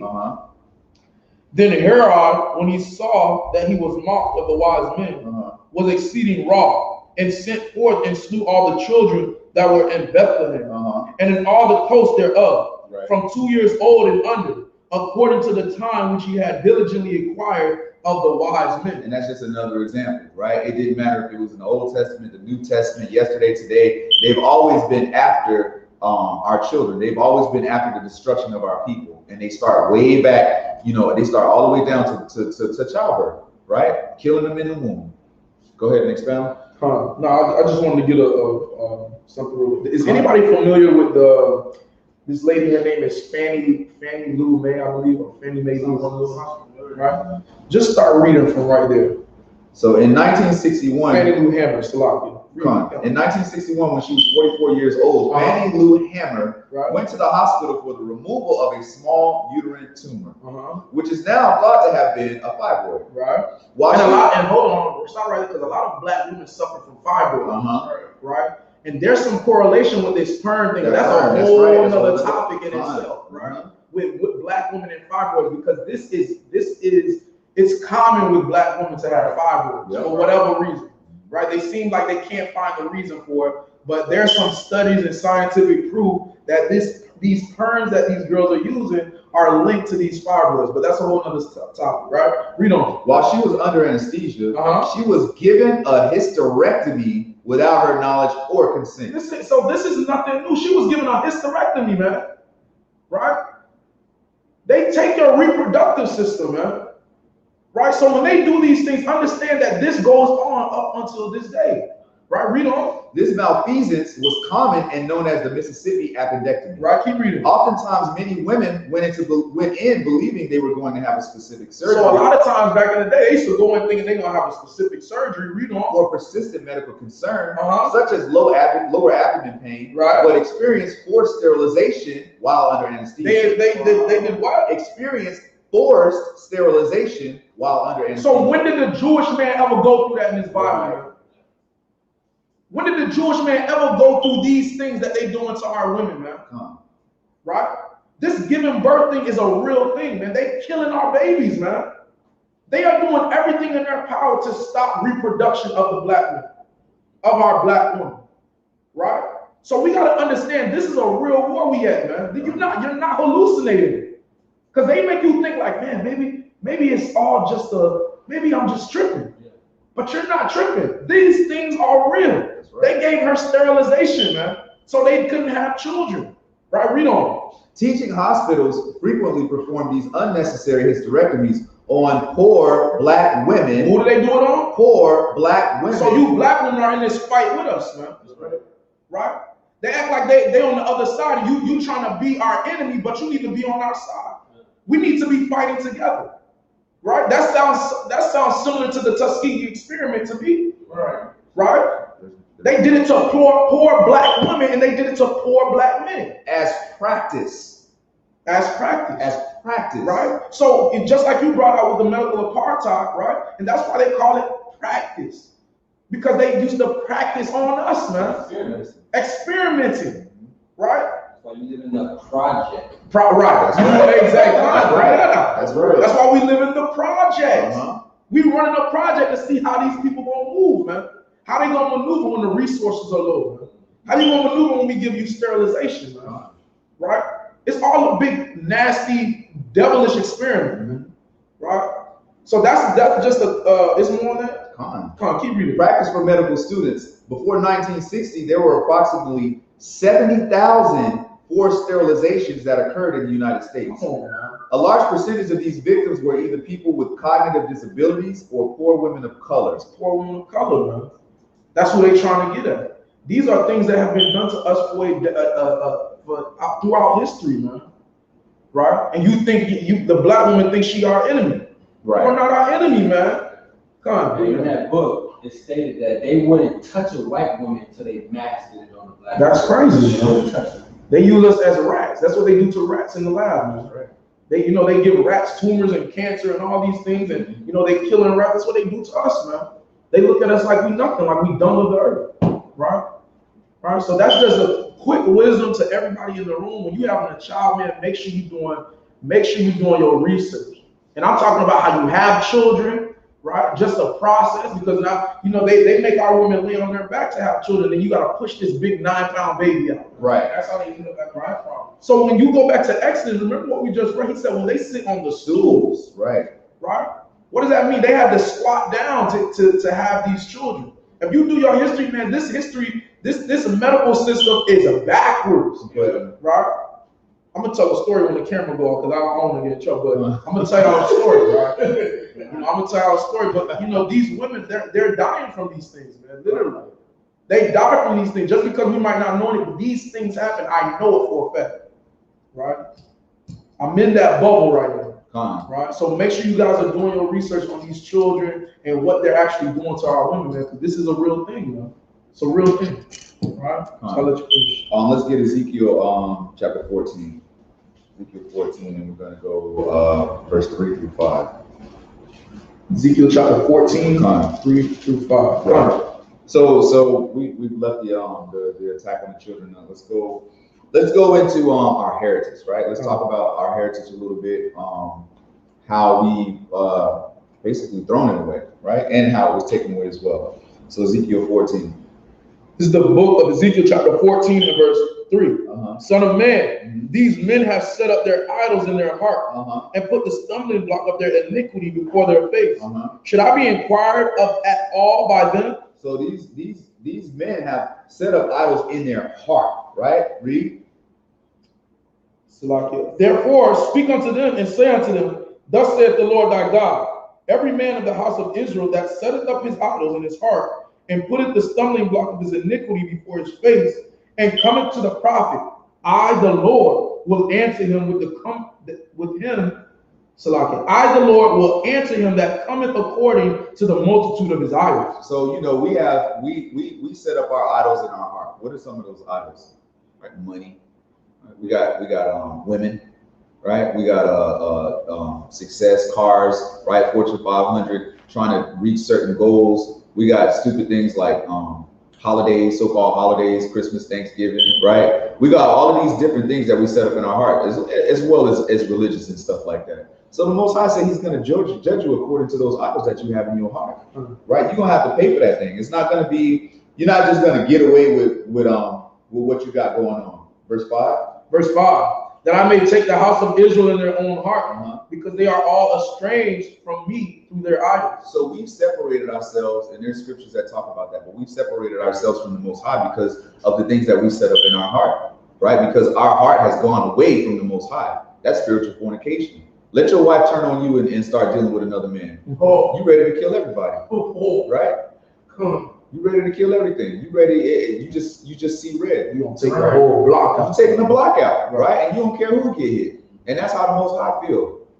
That's what we're doing to Him when we start chasing after these things like all these pagan holidays, right? When we start putting money ahead of Him and success and things like that, right? But if it says seek first the kingdom and all things will be added to you, right? So it's not even hard. And He's telling us how we can get out from under the curses and things of that nature, have a little bit better life, right? But we still want to do it our way, right? So let's get Wisdom of Solomon. I got your okay. Wisdom of Solomon, chapter 14 and 12. Wisdom of Solomon, chapter 14 and verse 12. Because this is going more into these idols that we set up, right? Because again, there's more idols. There's like money, there's women, there's success, there's jewelry, there's so many different things that we can put ahead of the Most High, right? But these are a few of the great ones that hold the masses. Read that. This is the book of Wisdom of Solomon, chapter 14 and verse 12. For the devising of idols was the beginning of spiritual fornication. The devising of idols was the beginning of our spiritual fornication, right? That was the beginning of us cheating on the Most High, because He looks at us as His wife, right? Read. And the invention of them, the corruption of life. It corrupted life. It corrupted life for all men, all Israelite men and women. Read. For neither were they from their beginning neither shall they be forever. So they weren't here in the beginning, and they're not going to be here forever, because the Most High is going to do away with all that. Read. For by vain glory of men they entered into the world, and therefore shall they come shortly to an end. Right. They're going to come to an end, right? So let's get Proverbs 3:31 real quick. Matter of fact, just start the video. We don't need to go into that. Start the video. We got a real quick video, right? And this is something that a lot of us are familiar with. I think everybody's familiar with some of these situations that have occurred, right? Regarding some of these people that will be shown in the video. Come on.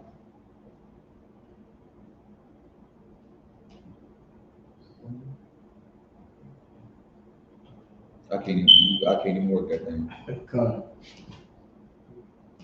Discussion about that they are outspoken allies too. But I gotta tell you, after Nick Cannon said what he had said on his podcast, and Deshaun Jackson posted his anti-Semitic, incorrect, all sorts of things on his Twitter feed, what kind of really surprised me were the high-profile athletes and other celebrities who came to their defense. Now, some of those people have since apologized, since Nick Cannon has also apologized, and Deshaun Jackson has also apologized. But I sort of want to ask you, even though, what both of those men said, it wasn't necessarily sort of encouraging violence, but when other high-profile people kind of co-sign on that language, or even co-sign on the right for people to express themselves in a certain way, what's the impact? Well, look, I think the reason why athletes and entertainers, why rappers and kind of other people are so important is because they have a broad cultural influence that exceeds necessarily their performance on the field. It impacts young people, it impacts other segments of society. So whether it's, Mel Gibson, who's, a good example of someone who's ranted and raved and hard, aesthetic, homophobic ways and misogynist ways, we call that out at ABL because it has a broader impact than just what he says. And so indeed, we called out Nick Cannon as an example, and then I got to share here. I spent a couple hours with Nick Cannon in our office this past weekend, talking about what he said and why it was so problematic. And his degree of repentance, I think, is real. So I think one of the most powerful things that look to and point to is how influential people acknowledge their own ignorance, right? And come to terms with it, and then work to foster dialogue with others. That can be so encouraging because it demonstrates that other people can again learn from their own mistakes. I think Nick Cannon has legitimately tried to do that, not just with me at ABL, I know with other Jewish leaders. And look, I as a white Jewish man need to learn more about what my black brothers and sisters are dealing with too. So I think all of us need to, people who have, platforms like I do as the head of the ABL, like Nick does because of his role, to realize we need to use our positions of influence and authority to try to send the right signals to the constituencies that listen to us. I really like that approach. In a lot of the conversations of the stuff that I've seen, it certainly appears to be that there's a tremendous amount of ignorance. Right. So in that video, they're saying, everybody is, a lot of people I'm sure are familiar with the whole Nick Cannon situation. Nick Cannon was saying, we are the children of Israel, right? He was saying we're God's chosen people, right? They call that anti-Semitic. They call that anti-Semitic because he's admitting the truth of the scriptures, right? And they're talking about him repenting, right? They're saying things, and the lady said something very peculiar. She was like, she said, people not doing anything wrong, but having the right to speak like that, right? What does it do, right? That's what her concern was. That's what she was trying to convey in that question. What is this doing? They have the right to do this, but what is it doing, right? What is it doing? It's waking our people up. They don't want us to talk openly and honestly. They don't want to have this conversation. They don't even want to hatch, to open this book up and talk about who is it for real, right? They don't want to do that, and that's exactly what they're saying. So they demonize you when you start to pose the question, well, who are the real Jews? Well, as far as I'm concerned, it's us, right? And for them, that dude was the head of the Anti-Defamation League. Yeah, and he's a so-called Jewish man. Right. He's the head of it. right? And what they have to do, he had to come and fix Nick Cannon. He had to go and handle him and repackage him and let him know, hey, nigga, Don't you get out of line. don't get out of line, right? You're gonna lose all your little money, and we're gonna destroy you, right? We're gonna castrate you. Nick forgot that he is still a slave. There you go. He forgot, man. That's right. You know, when you get to a certain position of power, you start saying certain things, but they reminded him very quickly, listen, we don't do that. We control all of your assets and all of your money. That's right. They shut that show down. They shut that show down. Right? And it just came back on. Right. So he had to apologize publicly, right? He had to sit down with the Jewish man. I just got to understand more of your culture. And Nick Cannon knows the truth. He knows the truth. Come. Hey, but now you listen to Nick Cannon, he just did a breakfast club interview. I compel y'all to go listen. Cannon is speaking a different tune now. Oh, yeah. I heard it. Speaking a different tune. I did. I want 7 baby. Right. He don't subscribe to European ideas. And yeah. Women is God now. They run the household now. Don't he teach you? Hey, Charlamagne is agreeing to that. The women is the head. Yeah. I listen to my woman. This, that. Yeah. Oh, wow. They did a number on it. It did. It's sick, man. It's sick. What you got? Just a precept of 2 Corinthians 13:8. Come, stand up and read that.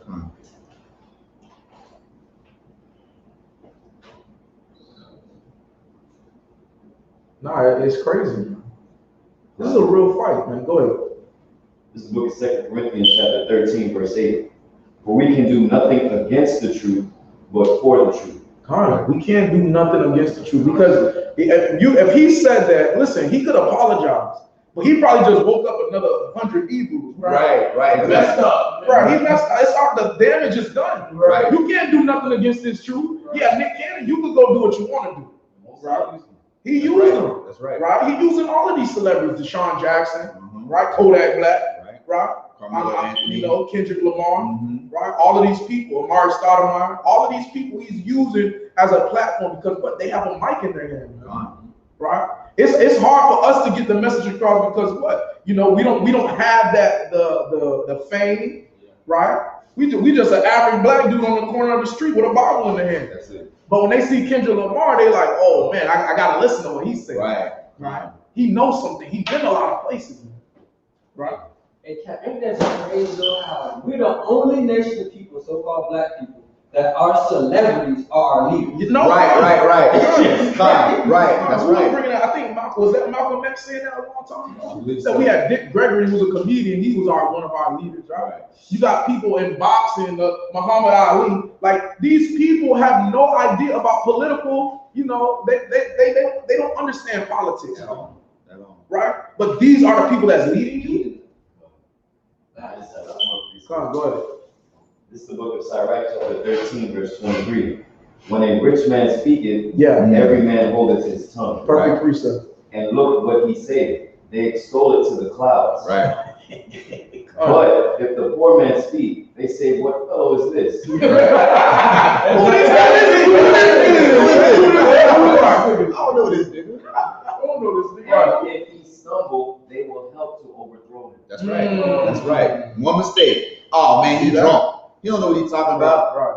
Yeah. Right. No, that's a true statement. The scriptures don't lie, man. The scriptures don't lie. They hear people that have a status in this world, and they say, they extol it to the cloud. They push it up, man. They say, obviously this is true. Right. When we on the side of the street, we in the hoods, like we in the sticks, man. Right? Telling these people come back to the Lord, these don't know nothing. Exactly. Right? They don't know nothing. Who wrote that book? Who wrote that book? Right. Prove the Bible without the Bible. Without the Bible. You can't dignify the Bible now. Right? We don't heard it all, man. Let me get First Maccabees, chapter 1 and verse 41, Baba Shah. We're about to wrap this up and get into the portion. I mean, there's more, but I'm gonna wrap it up right here. 1 and 41. Through 50. This is the book of First Maccabees, chapter 1 and verse 41. And at that time, therefore, they decreed, saying, whosoever shall come to make battle with us on the Sabbath day, we will fight against him. Neither will we die all as our brethren that were murdered in the secret places. No. First Maccabees 1 and 41. Oh, that was 2:41. Salakia. First Maccabees chapter 1 and verse 41. Moreover, King Antiochus wrote to his whole kingdom that all should be one people. That what? All should be one people. It's America, right? Read.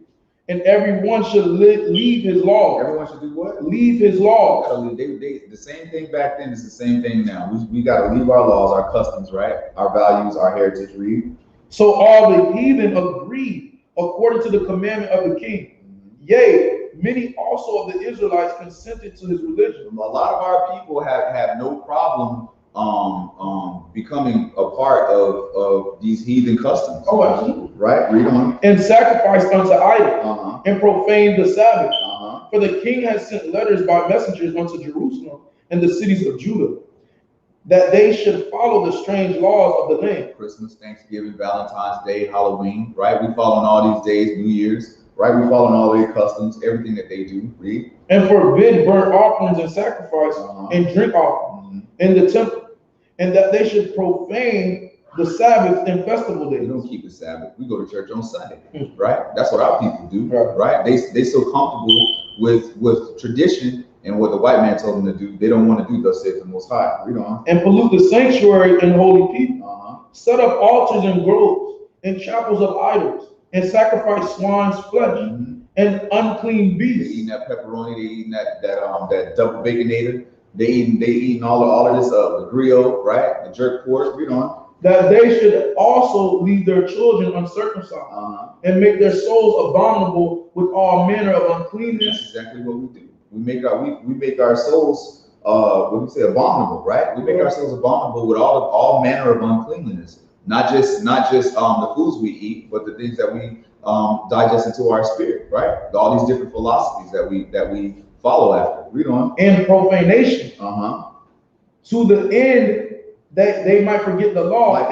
Might forget the law and change all the ordinances. That's exactly what happened. We forgot the law. We've changed all of our ordinances. We've gotten rid of our heritage and our culture. Read on. And whosoever would not do according to the commandment of the king, he said he should die. And that's what's going on right now. Look at Nick Cannon. They didn't kill him physically, but they killed him spiritually. He's dead spiritually.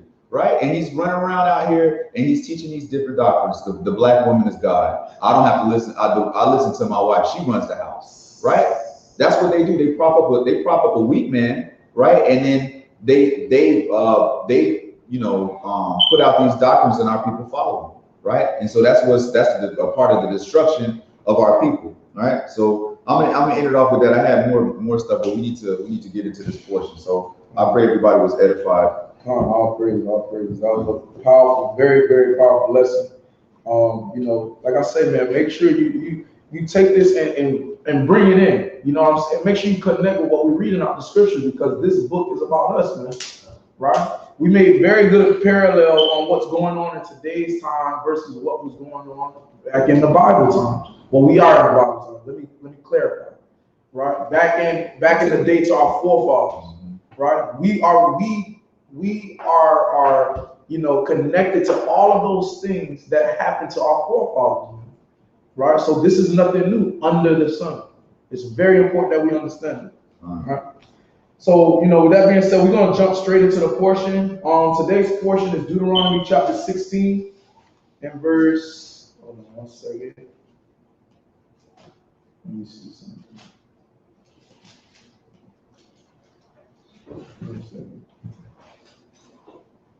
I think it's Deuteronomy chapter 16 and verse 19 through Deuteronomy 21 and 9. Let me just make sure. Yeah. So Deuteronomy 16 and 18 to verse 21 and verse 9. All right. So let's get started. This is the book of Deuteronomy chapter 16 and verse 18. Judges and officers shalt thou make thee in all thy gates, which the Most High thy power giveth thee throughout thy tribes. And they shall judge the people with just judgment. Thou shalt not rest judgment. Thou shalt not respect persons, neither take a gift. For a gift doth blind the eyes of the wise and pervert the words of the righteous. Right, so what is Moses telling us, man? That we should not be perverting the judgment, man. Right? Without judgment, people are going to be wicked. Right? We see that going on right now, with homosexuality or even pedophilia. Now, if brothers or sisters was dying because of pedophilia, I guarantee it wouldn't be like this ramped up in the earth, right? With molestation. right? All they do is send them to prison, right? What is prison going to do for somebody like that? Right? Or being a homosexual, right? The wickedness only will increase in the earth if there's not proper judgment from the Most High, right? So what is he saying? He said, don't take no gift, don't be a respecter of persons, execute proper judgment in the earth. And that's what we are to do as Israelites, right? Read on. That which is altogether just shalt thou follow, and that thou mayest live and inherit the land which the Most High thy power giveth thee. Right? Thou shalt not plant thee a grove of any tree, or Salakia, thou shalt not plant thee a grove of any trees near unto the altar of the Most High thy power, which thou shalt make thee. Neither shalt thou set thee up any image which the Most High thy power hateth. Right, because we know that the Most High is against worshiping these idols, these images. All right, read on. Verse chapter 17. Thou shalt not sacrifice unto the Most High thy power any bullock or sheep wherein is blemish or an evil favoredness. What is a blemish? Leg broken. Yeah, leg broken. You know, they beat up, right? The leg missing, right? You say, oh, I'm gonna sacrifice this one to the Lord. I don't need that one. Right. He's sick anyway, so I'm gonna send that to the Lord. Can't do that. Most High want his sacrifice to be perfect. That's right. All right, read on. For that is an abomination unto the Most High thy power.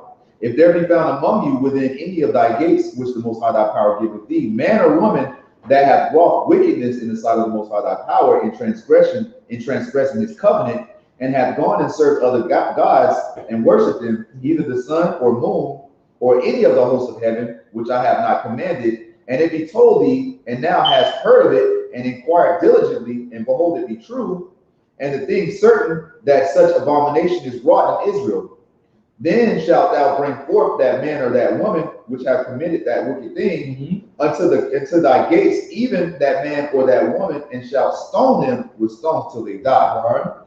At the mouth of 2 witnesses or 3 witnesses shall he that is worthy of death be put to death. All right, so imagine you get accusations poured up against you. You know, hey, I heard so-and-so is worshiping, Buddha, right?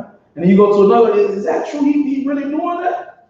Right? Now what? You got to be stoned for that, man. Right? So if accusations going around and it becomes true that you are worshiping anything other than the Lord, ye shall be put to death with it. Right? Scripture wasn't playing. The Most High was not playing with us when he said, listen, man, I'm a jealous father. Right? He's a jealous power. We are not to be worshiping anything other than the Lord. All right, read on. Come. But at the mouth of 1 witness he shall not be put to death. The hands of the witnesses shall be first upon him to put him to death. And why does it say that? If it's at just 1 witness, he shall not be put to death. Why? Anybody know? If it's only at the mouth of 1 witness instead of 2 or 3, why shouldn't that man be put to death?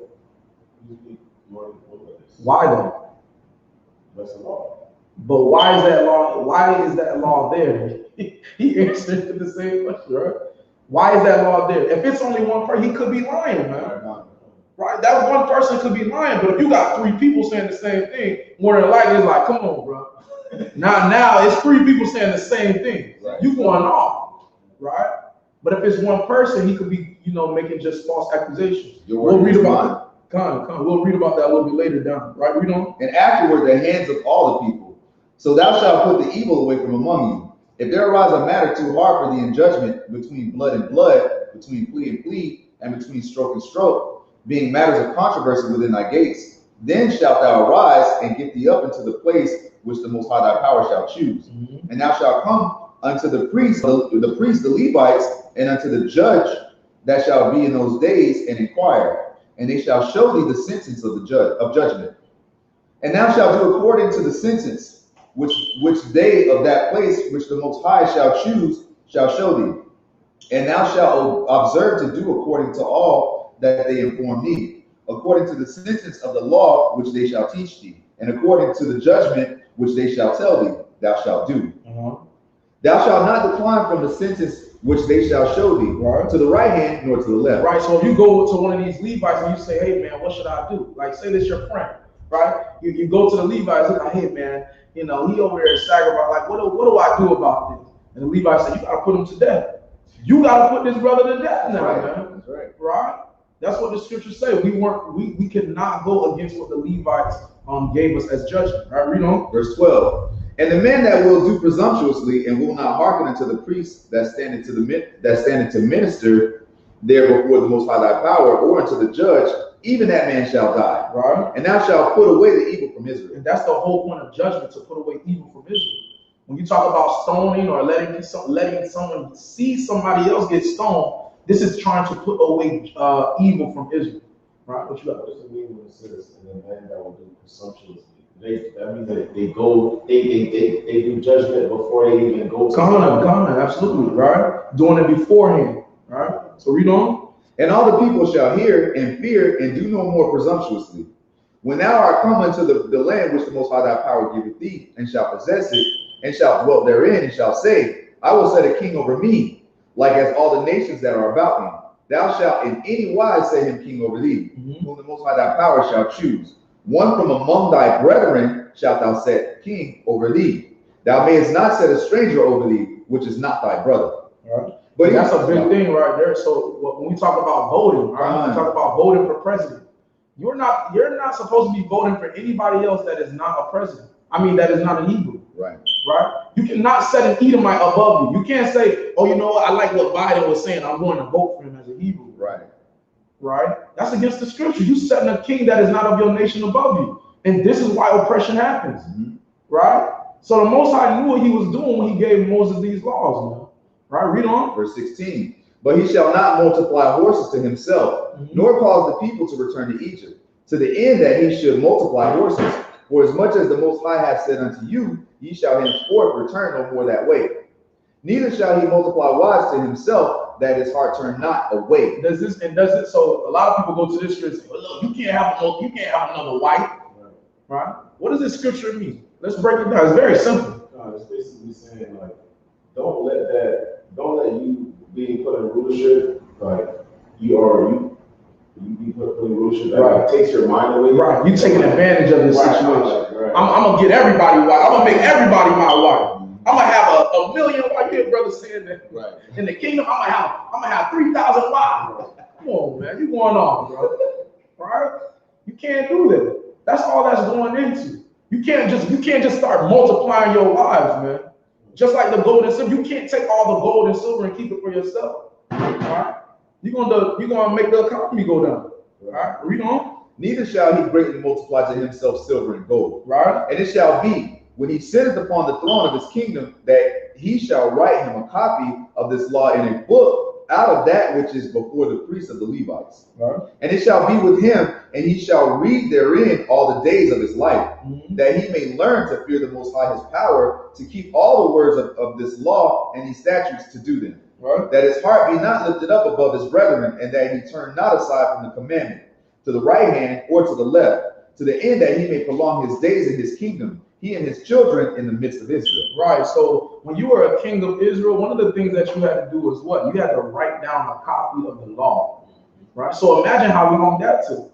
Right. We're not talking about writing, Exodus chapter 20. We're talking about the whole law. Right. That must have took a long time. And why is that? Because he wanted the kings to understand everything about the law. So we know that you covered everything that you need to cover. You didn't skip over not one word. That's why you got to write it out. Right? So read on. Chapter 18.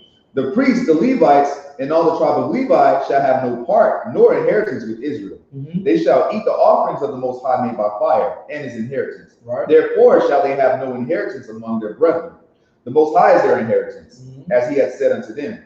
And it shall be the priests' due from the people, from them that offer sacrifice, whether it be ox or sheep, and they shall give unto the priest the shoulder and the two cheeks and the maw, the first fruit also of thy corn, of thy wine, and of thine oil, and the first of the fleece of thy sheep shalt thou give him. For the Most High thy power hath chosen him out of all the tribes to stand to minister in the name of the Most High, him and his sons forever. Right? It's a lot here. And if a Levite come from any of thy gates out of all Israel, where he sojourned, and come with all the desire of his land, desire of his mind unto the place which the Most High shall choose, right, then he shall minister in the name of the Most High's power, as as all his brethren, the Levites do, Right. which stand there before the Most High. Right, so this is a Levite that's afar off. So if he wanted to minister unto the people, he would come to the place where the Lord would choose, and then he will begin to minister, because what? That's his priesthood, right? That's his office, to minister unto the people. Right? Read on. Verse 8. They shall have like portions to eat, beside that which cometh of the sale of his patrimony. Right, so we know that the Levites were eating good. Right? These people were eating good. So just imagine in verse 3 where it talks about, all the things that they would sacrifice up, the things that would be given unto the Levites, right? It says, whether it be ox or sheep, and they shall give unto the priest the shoulder, the 2 cheeks, and the maw. The maw is like the stomach area, right? They would give these unto the priest, and what would the priest do with it? They would eat it, right? The priests were eating good, man, right? Not only that, they would take the oil, right? The first of the sheep, and they would take the corn and the wine. So they had the inheritance of the Lord. This was Levi's inheritance, because they didn't have the land, right? So read on. It was even like a 5-star restaurant. Come. When thou art come into the land which the Most High thy power giveth thee, thou shalt not learn to do after the abominations of those nations.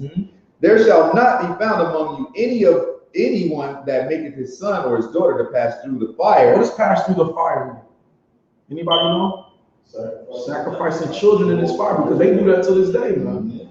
Right? Now there's conspiracies behind this thing, but this thing can be proven, man. Right? There's only so much evidence you can give before it's not fact, man.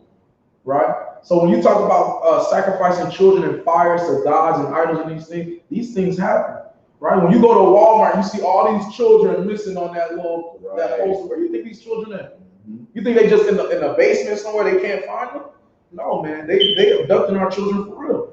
Right? But that's a whole other topic. I don't even want to go with it. Come on, read on. Or that uses divination, or an observer of times, or an enchanter, or a witch, or a charmer, or a consulter with familiar spirits, or a wizard, or a necromancer. What is a necromancer? Speak with the dead, right? Necromancy, death, right? These are people, all of this is going into witchcraft. Witchcraft amongst Israel is not allowed, right? Going to get your palm read is witchcraft, right? Going to have your future told to you by Cleo, you calling up Cleo late night, that's witchcraft. You cannot do that. That's even going into that whole horoscope thing too, man. Right? The horoscope thing is off, man. Right? Read on. For all that do these things are an abomination unto the Most High. And because of these abominations, the Most High thy power doth drive them out from before thee. Right. Thou shalt be perfect with the Most High thy power. For these nations which thou shalt possess hearken unto observers of times and unto diviners. Right. But as for thee, the Most High thy power hath not suffered thee to do so. The Most High thy power will raise up unto thee a prophet from the midst of thee, of thy brethren, like unto me. Unto him ye shall hearken. According to all that. Who's that prophet talking about? Who's that talking about? I'll read it again. Oh, okay. Come on. Read on. According to all that thou desirest of the Most High thy power and Horeb in the day of the assembly, saying, let me not hear again the voice of the Most High my power, neither let me see this great fire anymore, that I die not. And the Most High said unto me, they have well spoken that which they have spoken. I will raise them up a prophet from among their brethren like unto thee, and will put my words in his mouth, and he shall speak unto them all that I shall command him. And it shall come to pass that whosoever will not hearken unto my words, which he shall speak in my name, I will require it of him. But the prophet which shall presume to speak a word in my name, which I have not commanded him to speak, or that shall speak in the name of other gods, even that prophet shall die. And if thou shalt say in thy heart, how shall we know the word which the Most High hath not spoken? So the scriptures say, how do we know if this man is of the Lord or not? Read on. When a prophet speaketh in the name of the Most High, if the thing follow not, nor come to pass, that is the thing which the Most High hath not spoken. This is the thing that the Most High hath not spoken. Read on. But the prophet hath spoken it presumptuously, thou shalt not be afraid of him. Chapter 19. When the Most High thy power hath cut off the nations, whose land the Most High thy power giveth thee, and thou succeedest them, and dwellest in their cities and in their houses, thou shalt separate 3 cities for for thee in the midst of thy land, which the Most High thy power giveth thee to possess it. And I just want to go back to that question you asked earlier about that word presumptuously. Presumptuously means like you do it of your own will, right? It's something that's coming from you. So you doing it by your own will. He's saying you speaking it presumptuously, right? This is not of the Lord, right? That makes sense, right? Read on. Verse 3. Thou shalt prepare thee a way and divide the coast of thy land, which the Most High thy power giveth thee to inherit, into 3 parts, that every slayer may flee thither. And this is the case of the slayer which shall flee thither, that he may live. Whoso killeth his neighbor ignorantly, whom he hateth not in times past.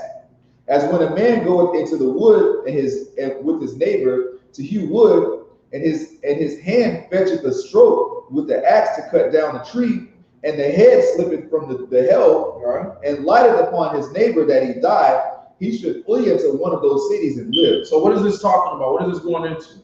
All right, what is this city called? The city of refuge, right? Because what? So it's going into an instance. So for example, let's say we outside right now, you helping me cut down a tree in my yard, right? The handle fly off, the head of the axe fly off, and it hit you on the head, now you're dead, right? So now I'm supposed to go to the city of refuge. This is the place where people would go to get for protection, right? Because the family would look for that person because you killed their family member. Accidental death. Right, accidental death. So you go to the city of refuge, and it's going to explain. Read on. Verse 6.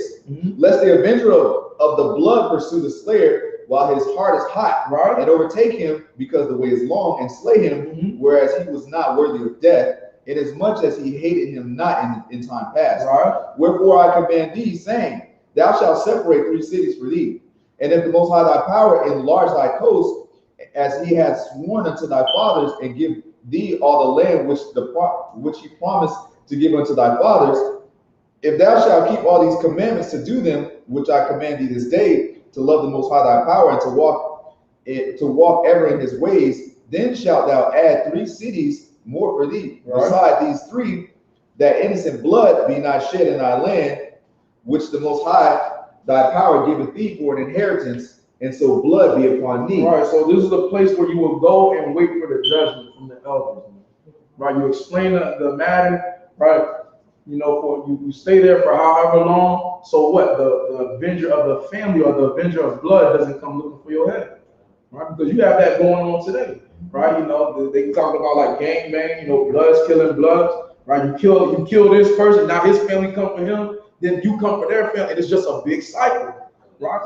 Exactly, it never stops. It's just everybody just dying, right? So now the city of refuge was made to give people that safety or that place of safety to get proper judgment, right? So read on. When I see him, it's on sight. Right. It's on sight. Jake known for that. Right, read on. Verse 11. But if any man hate his neighbor and lie in wait for him and rise up against him and smite him mortally that he die and fleeth into one of these cities, then the elder of his city shall send and fetch him thence and deliver him into the hand of the avenger of blood that he may die. Thine eye shall not pity him, but thou innocent put away the guilt of innocent blood from Israel, that it may go well with thee. Right, so if you murder somebody on purpose, they will take you out of that city of refuge, and then you shall be dealt with by his family. All right, what you got? Another thing too, you would leave the city of refuge once the priest of that land died. Yeah, that's a good point. That's a good point.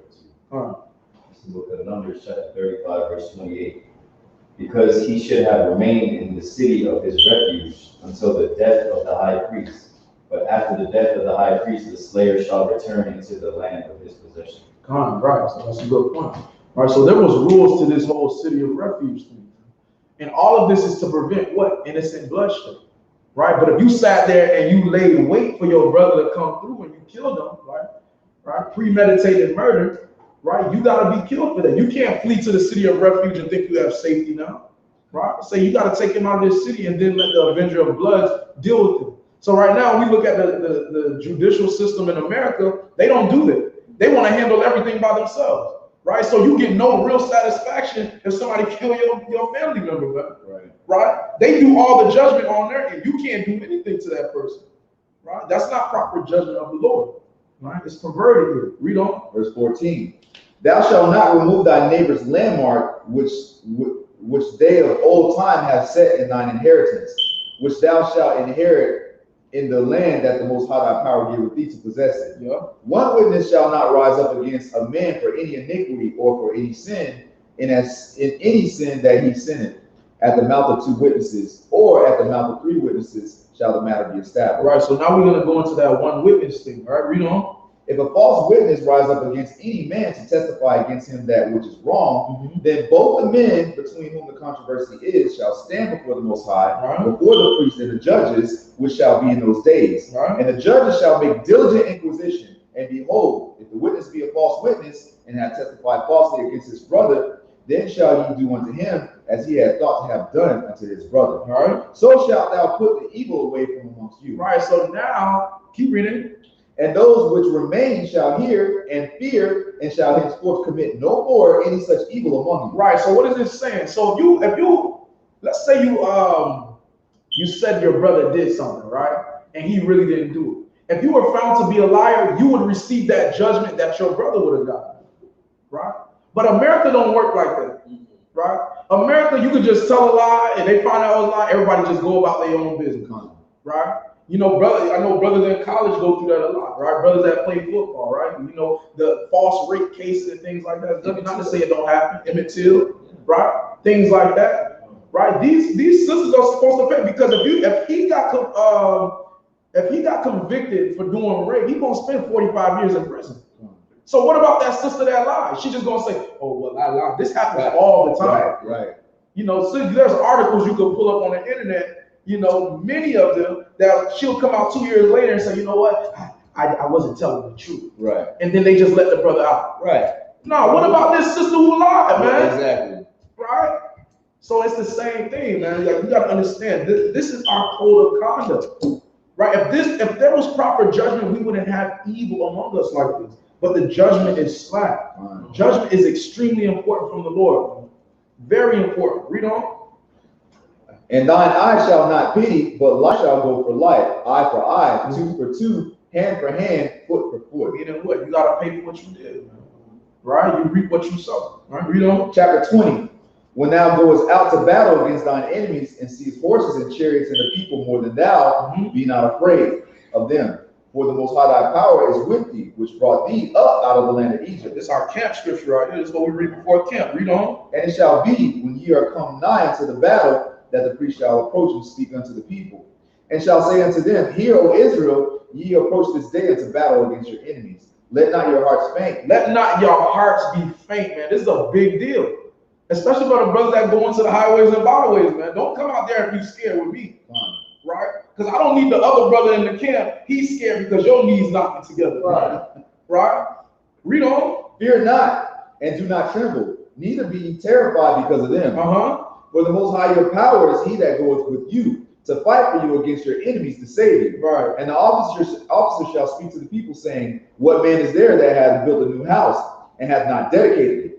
Let him go and return to his house, lest he die in the battle, and another man dedicate it. And what man is he that hath planted a vineyard, and hath not yet eaten of it? Let him also go and return into his house, lest he die in the battle, and another man eat of it. And what man is there that hath betrothed a wife, and hath not taken her? Let him go and return into his house, lest he die in the battle, and another man take her. Right. So what are these things? He's saying, take care of what you need to take care of now, because you want to fight for the Lord. Yeah. Exactly. You need to be clear-minded when you go to war, man. Right. Read on. And the officers shall speak further unto the people, and they shall say, What man is there that is fearful and faint-hearted? Let him go and return into his house, lest his brethren's heart faint as well as his heart. And it shall be, when the officers have made an end of speaking unto the people, they shall make captains over the armies to lead the people. Right. I just want to go over that verse 8 real quick, because a lot of people, and I said it earlier, but people don't understand how important that is. Right. Read verse 8 again. Verse 8. And the officers shall speak further unto the people, and they shall say, What man is there that is fearful and faint-hearted? Let him go and return unto his house. Go home, Roger. Right? If you scared, go home. If you come in the camp, you don't want to be out here, go home. I don't need you out here with me, man. Right? Because that spirit is contagious. right? Look what they did when the spies went into the land. They came back with the evil report. Oh, them brothers big out there, right? You know, they telling the children of Israel, don't go over there. They too big, man. Right? Their army is too great. We can't go out there.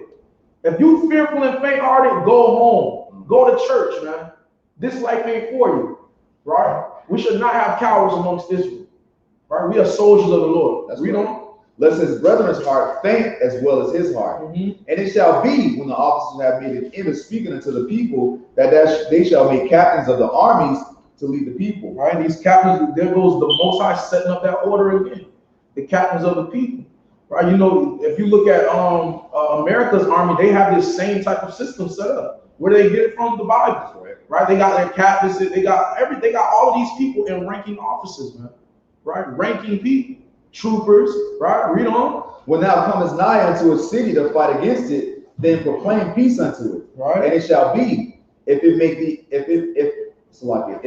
thee answer of peace and open unto thee, then it shall be that all the people that is found therein shall be tributaries unto thee. Meaning they shall be servants to them. Read on. And they shall serve thee. Right. So it's just like us. Well, before we get down and dirty, we want to proclaim peace, man. Because we don't want to fight. We would rather do this, we would rather resort to peace. But if you want to go the other way, we can take it there. Right? That's what a lot of people don't understand. Right? Read on.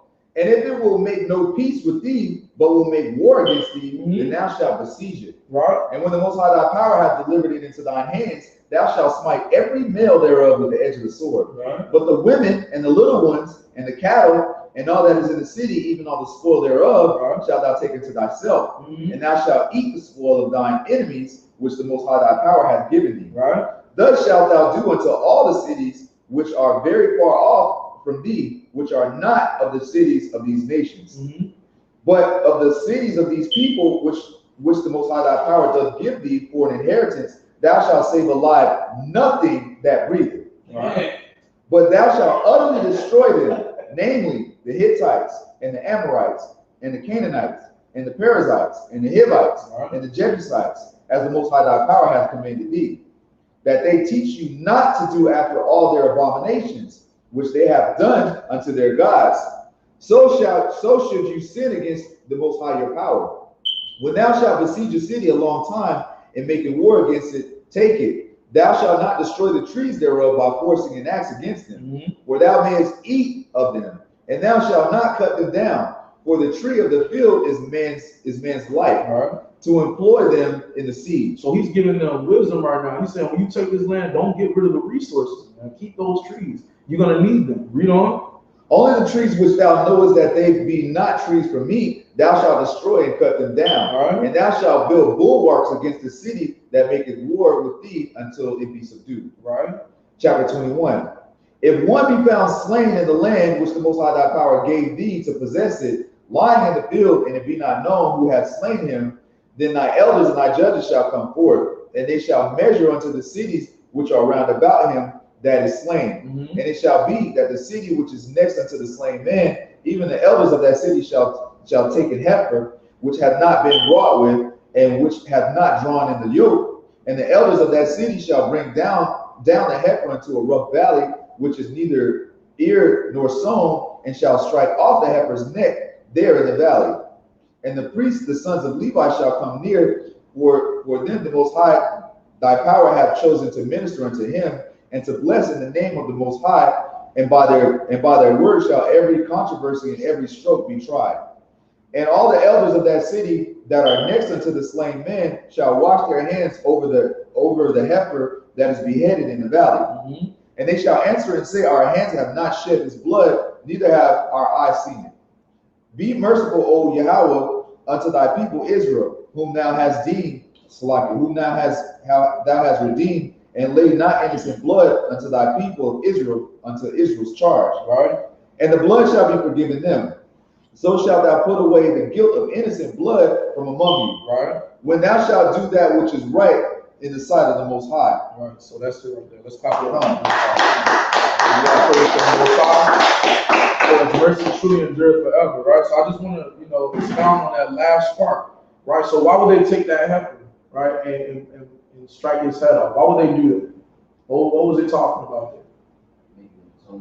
Making an atonement for that blood, because we know that what? Blood defiled the land. That blood needs to be accounted for, right? So they will strike off the head of that heifer, and then they will pray up to the Lord and say, look, our hands are innocent. We don't know who killed this man. We have not seen it, and that blood shall be forgiven, right? Because we know that blood has to be accounted for. That's what people don't understand, right? So, all praise be to the power of Abraham, Isaac, and Jacob, for his mercy truly endureth forever. I pray everybody was edified. It wasn't too meaty today.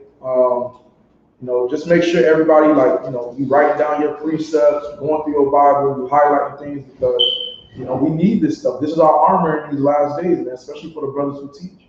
Everybody in this room, we are soldiers of the Lord, and we are teachers of the Lord. This is our ammunition. It's our ammunition against the heathens, man. You never know what question you're going to get.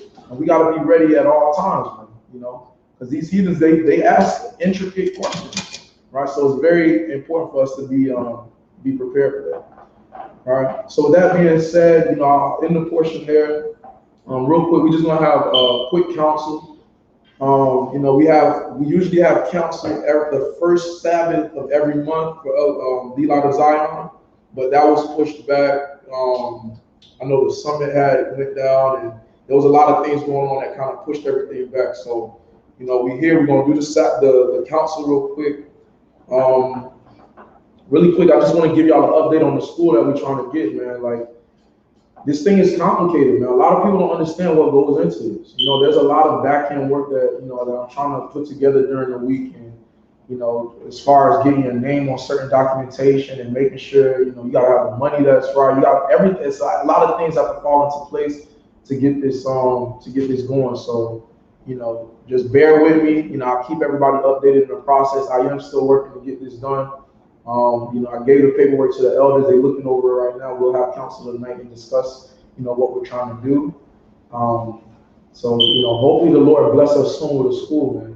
Let's just make sure that, everybody, as a body, we want to make sure that we're contributing something, because, I always say, I can't support this thing financially by myself, right? Everybody in this room got bills, but, it's kind of like lifting a heavy log on the ground. One person's it's going to be a struggle. But if we all lift it together, man, we a team, we can do this. We can make it work, right? We all can make this work. I think we have enough members in this congregation, this school, but, another thing like I was going to bring out, we need to make sure that we are consistent with this.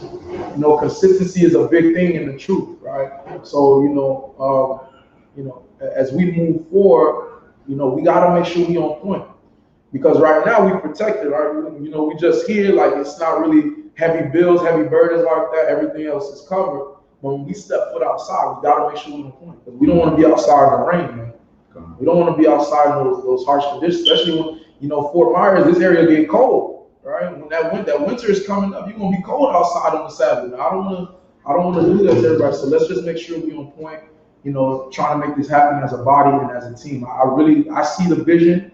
I see the process that it needs to be implemented. I just got to follow through. When we work together as a team, we'll make it happen, right? So yeah, with that being said, let's just make sure we're trying to. Even if it's a quarter, man, put a quarter in the box, right? I'll never strain somebody's pockets, but let's make sure you contribute. That being said, you went to the summit, right? You want to give us an update on that? Man, the summit was good. I know it was beautiful, man. Missed out, brothers, man. It was good. We had a good spot. The elders spoke. How it is, man, being around the elders, man. They just walk up to you and just leave game, I don't know you. And I had the pleasure. I didn't even know who he was. The elder, I think his name is Now. I think he's head up. I'm not sure what his position is, but I know he's up. Yeah. And I met him at the airport. And he was like, "Yo, I'm gonna ride with you." I wish. Back into the summit, he's sitting up time. He didn't want to give him I didn't even know who I was the whole time. Right. It was a good turnout. We had about 150, 200 people, man. The food was good. The elders talked for a long time. The brothers got to sell. I didn't get to go to the cookout, but they said the cookout was inspired. Phenomenal. The cookout was great. Camp that day was great as well, man. Everybody got a chance to teach. I'll say this. Now that's a beautiful thing. I've been to a couple of brothers, but don't know if anybody in here has ever been to like the summit. I know we held the summit in Miami like 2 years ago for LOZ. That was a beautiful thing, man. The summit, listen, man, and that's for the people on the YouTube, on the live. If you have never been to a summit, you don't know what you're missing, right? That is a beautiful thing when you see the brothers and the sisters, and we just, we come from different bodies and different congregations, different understandings too sometimes, and we could come together and be on one page, one accord. That's a beautiful thing, right? It's a beautiful thing. So, if you I'm definitely planning on going to the next summit. This summer we definitely got caught up with some things with the dates and, keeping the Sabbath, and, it was just a lot going on. But hopefully we are able to make that next one. I know that was a beautiful thing. I'm sad I didn't get to go, but I'm glad you brothers had a good time. What else do we have in the chopping blocks?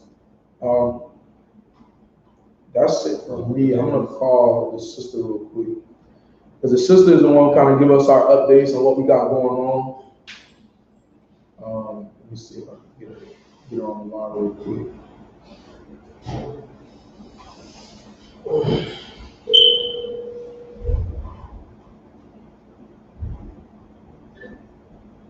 Shalom, sis. Oh, she on that. Give me 1 second. All right. Shalom, can you hear me? Shalom, hold on, let me turn you guys off the TV. Okay, come on. I'm happy to do that. Come on. Everybody can hear this, right? Okay.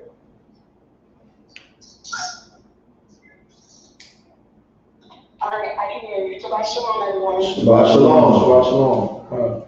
So what you got for us, sis? Well, we were just supposed to follow up with information regarding the Feast of Tags. If we all were going to go to the opening in Fort Lauderdale, as well as the closing, and if we were going to hold the Feast of Tags here in the Lehigh at Colesahatchee Regional Park. Right. So we're going to discuss that tonight at council. We have a major council for the soldiers. We're going to discuss that tonight. I'll get back to everybody next week about that. All right, and then just a reminder, memorial blowing of the trumpets, that is September 6th, which is a Monday, and it will be at evening. At evening? Correct. Okay. So we'll plan for that. That's what, 3 more weeks. So we'll plan for that. I'll praise it. And away from that, just the community outreach. If any of you or anyone had, any thoughts or ideas about that, if we wanted to move forward. So that's another thing I'm gonna bring up to council tonight, and get the elders, I'll get the elders what they want to say about that, get their advice, and we'll move forward from there. So I'll give you guys an update next week. Salaki, go ahead. No, I'm sorry. Go ahead. And lastly, about our location, if we're when or how long we're going to stay in the unit, or when we're going to go to the park. If so, which parks?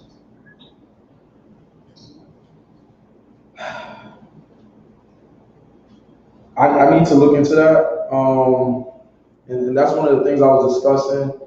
I've been going back and forth all week about what's going to happen with the school that we're trying to get right now, but that's definitely contingent on what we have going on and what we're able to accomplish within the next couple of weeks. We're going to be here at least for the next.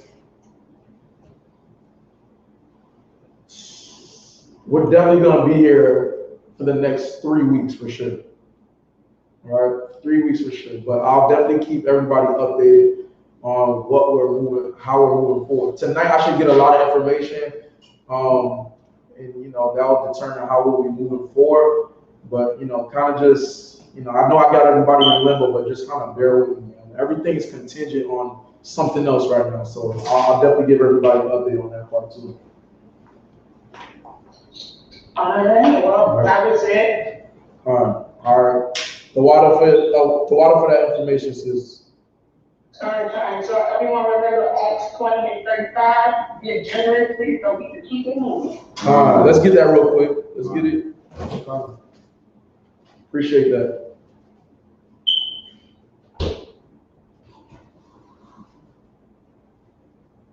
Read what you got. The book of Acts, chapter 20 and verse 35. I have showed you all things, how that so laboring you ought to support the weak.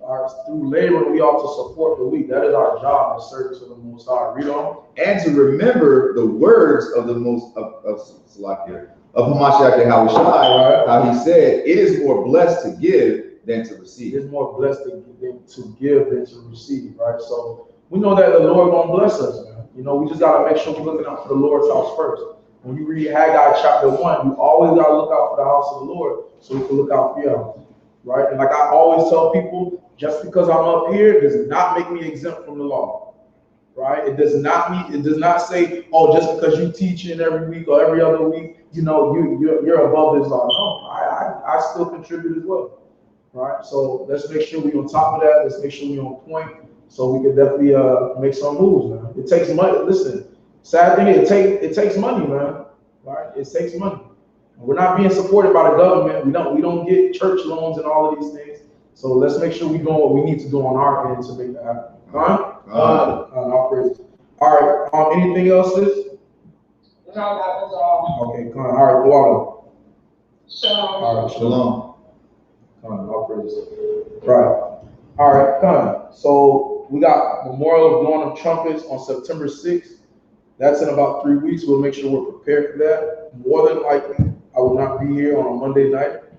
But I will open up the school, you know, for everybody to come through. I'll probably give one of the brothers the keys and they open it up and y'all free, you know. You can leave whatever time you want to leave. Just make sure y'all clean up. That's all I ask. Just make sure y'all clean. I don't want to come on to no mess, all right? So that being said, does anybody have any comments, questions, concerns, or statements? Right? Remember, the council is not only made for updates, the council is made, like, we got an issue amongst the brothers or sisters in here that needs to be addressed. Right? We are to stomp out any evil spirits among us, whether your brother trespassed against you or you've been offended, or maybe you feel like I'm reading too fast or teaching too fast, the topic's not good enough. This is the time to bring that up. So we can improve as an organization, we can improve as a school. All right. So does anybody have any questions, comments? What you got? I have no issues, but I just wanted to see when we're gonna have that list for the storehouse, because I feel like I want to know about those. You know, I got you. Con. That's gonna follow me. I'm gonna get what Ahava has a list. Ahava, I'm gonna have either Ahava or Sister Quinaya print that up for us. All right. So I just signed them up. All right. I just signed them up. I volunteered. Right. So we'll definitely have that list on made for us. I know that's something that you gotta follow through. Yeah. Fine. A big part of this council, you know, I've said it many times, is just following through. You know, council it can only be successful if we follow through what we're putting in place, right? So, you know, create that accountability, you know, put it on people and make it happen, because, you know, we're a body, right? We can do it. We just got to make sure everybody's doing their part, right? So I'll work on that for you. Anything else? Questions, comments, concerns, statements? Got anything? Got anything? All right, so we'll stand up, we'll face the east, send up the prayer. You need it. Can you text brother?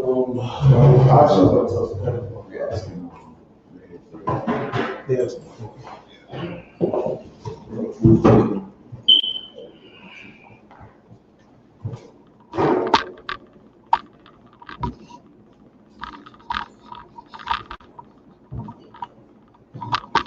Hallelujah. Hallelujah. Hallelujah. Hallelujah. Hallelujah. Hallelujah. This is the book of Psalms, chapter 133, in the Lashon HaKadash. Repeat after me. Shayar, Amahaiwa, Ladawa, Hana, Ma, Tawa, Buma, Nayam, Shabbat, Akim, Gam, Yachad, Hashaman, Hatawa, Al, Arash, Yorad, Al, Azakwan, Run, Shayarad, Al, Liyah, Manuakiwa, Tato, Barumwan, Shayarad, Al, Aragah, Taziyawan, Liyah, Shom, Tazawah, Yahweh, Arakah, Kayom, Awalon, Hashem, Mashiach, Yahushai, the water,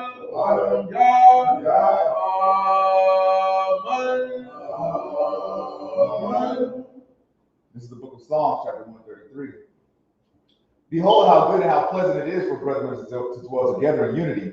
It is like the precious ointment upon the head that ran down upon the beard, even Aaron's beard, that went down to the skirts of his garments, as the dew of Hermon, and as the dew that descended upon the mountains of Zion. For there the Most High commanded the blessing, even life forevermore. By Hashem Mashiach Yahushai, the water of Yah, Amen.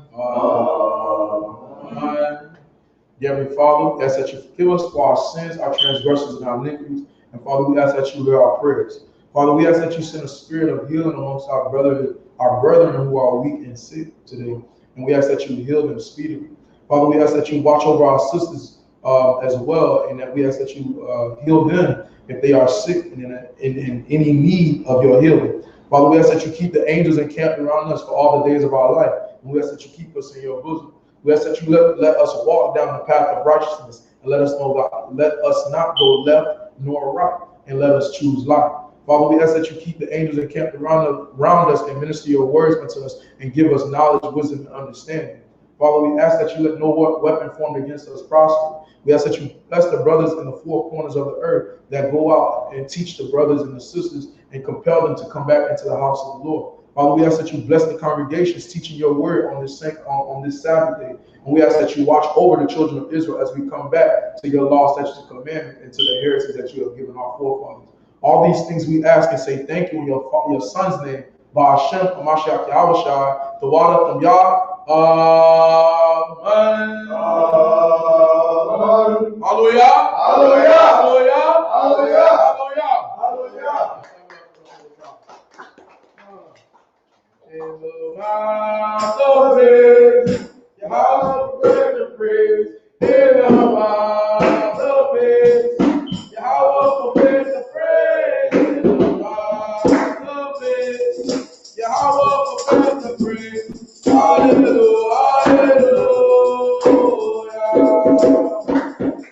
In the mouth of praise, your house of prayer and praise. In the mouth of praise, your house of prayer and praise. In the mouth of praise, your house of prayer and praise. Hallelujah, hallelujah. One, two, three, four, five, six,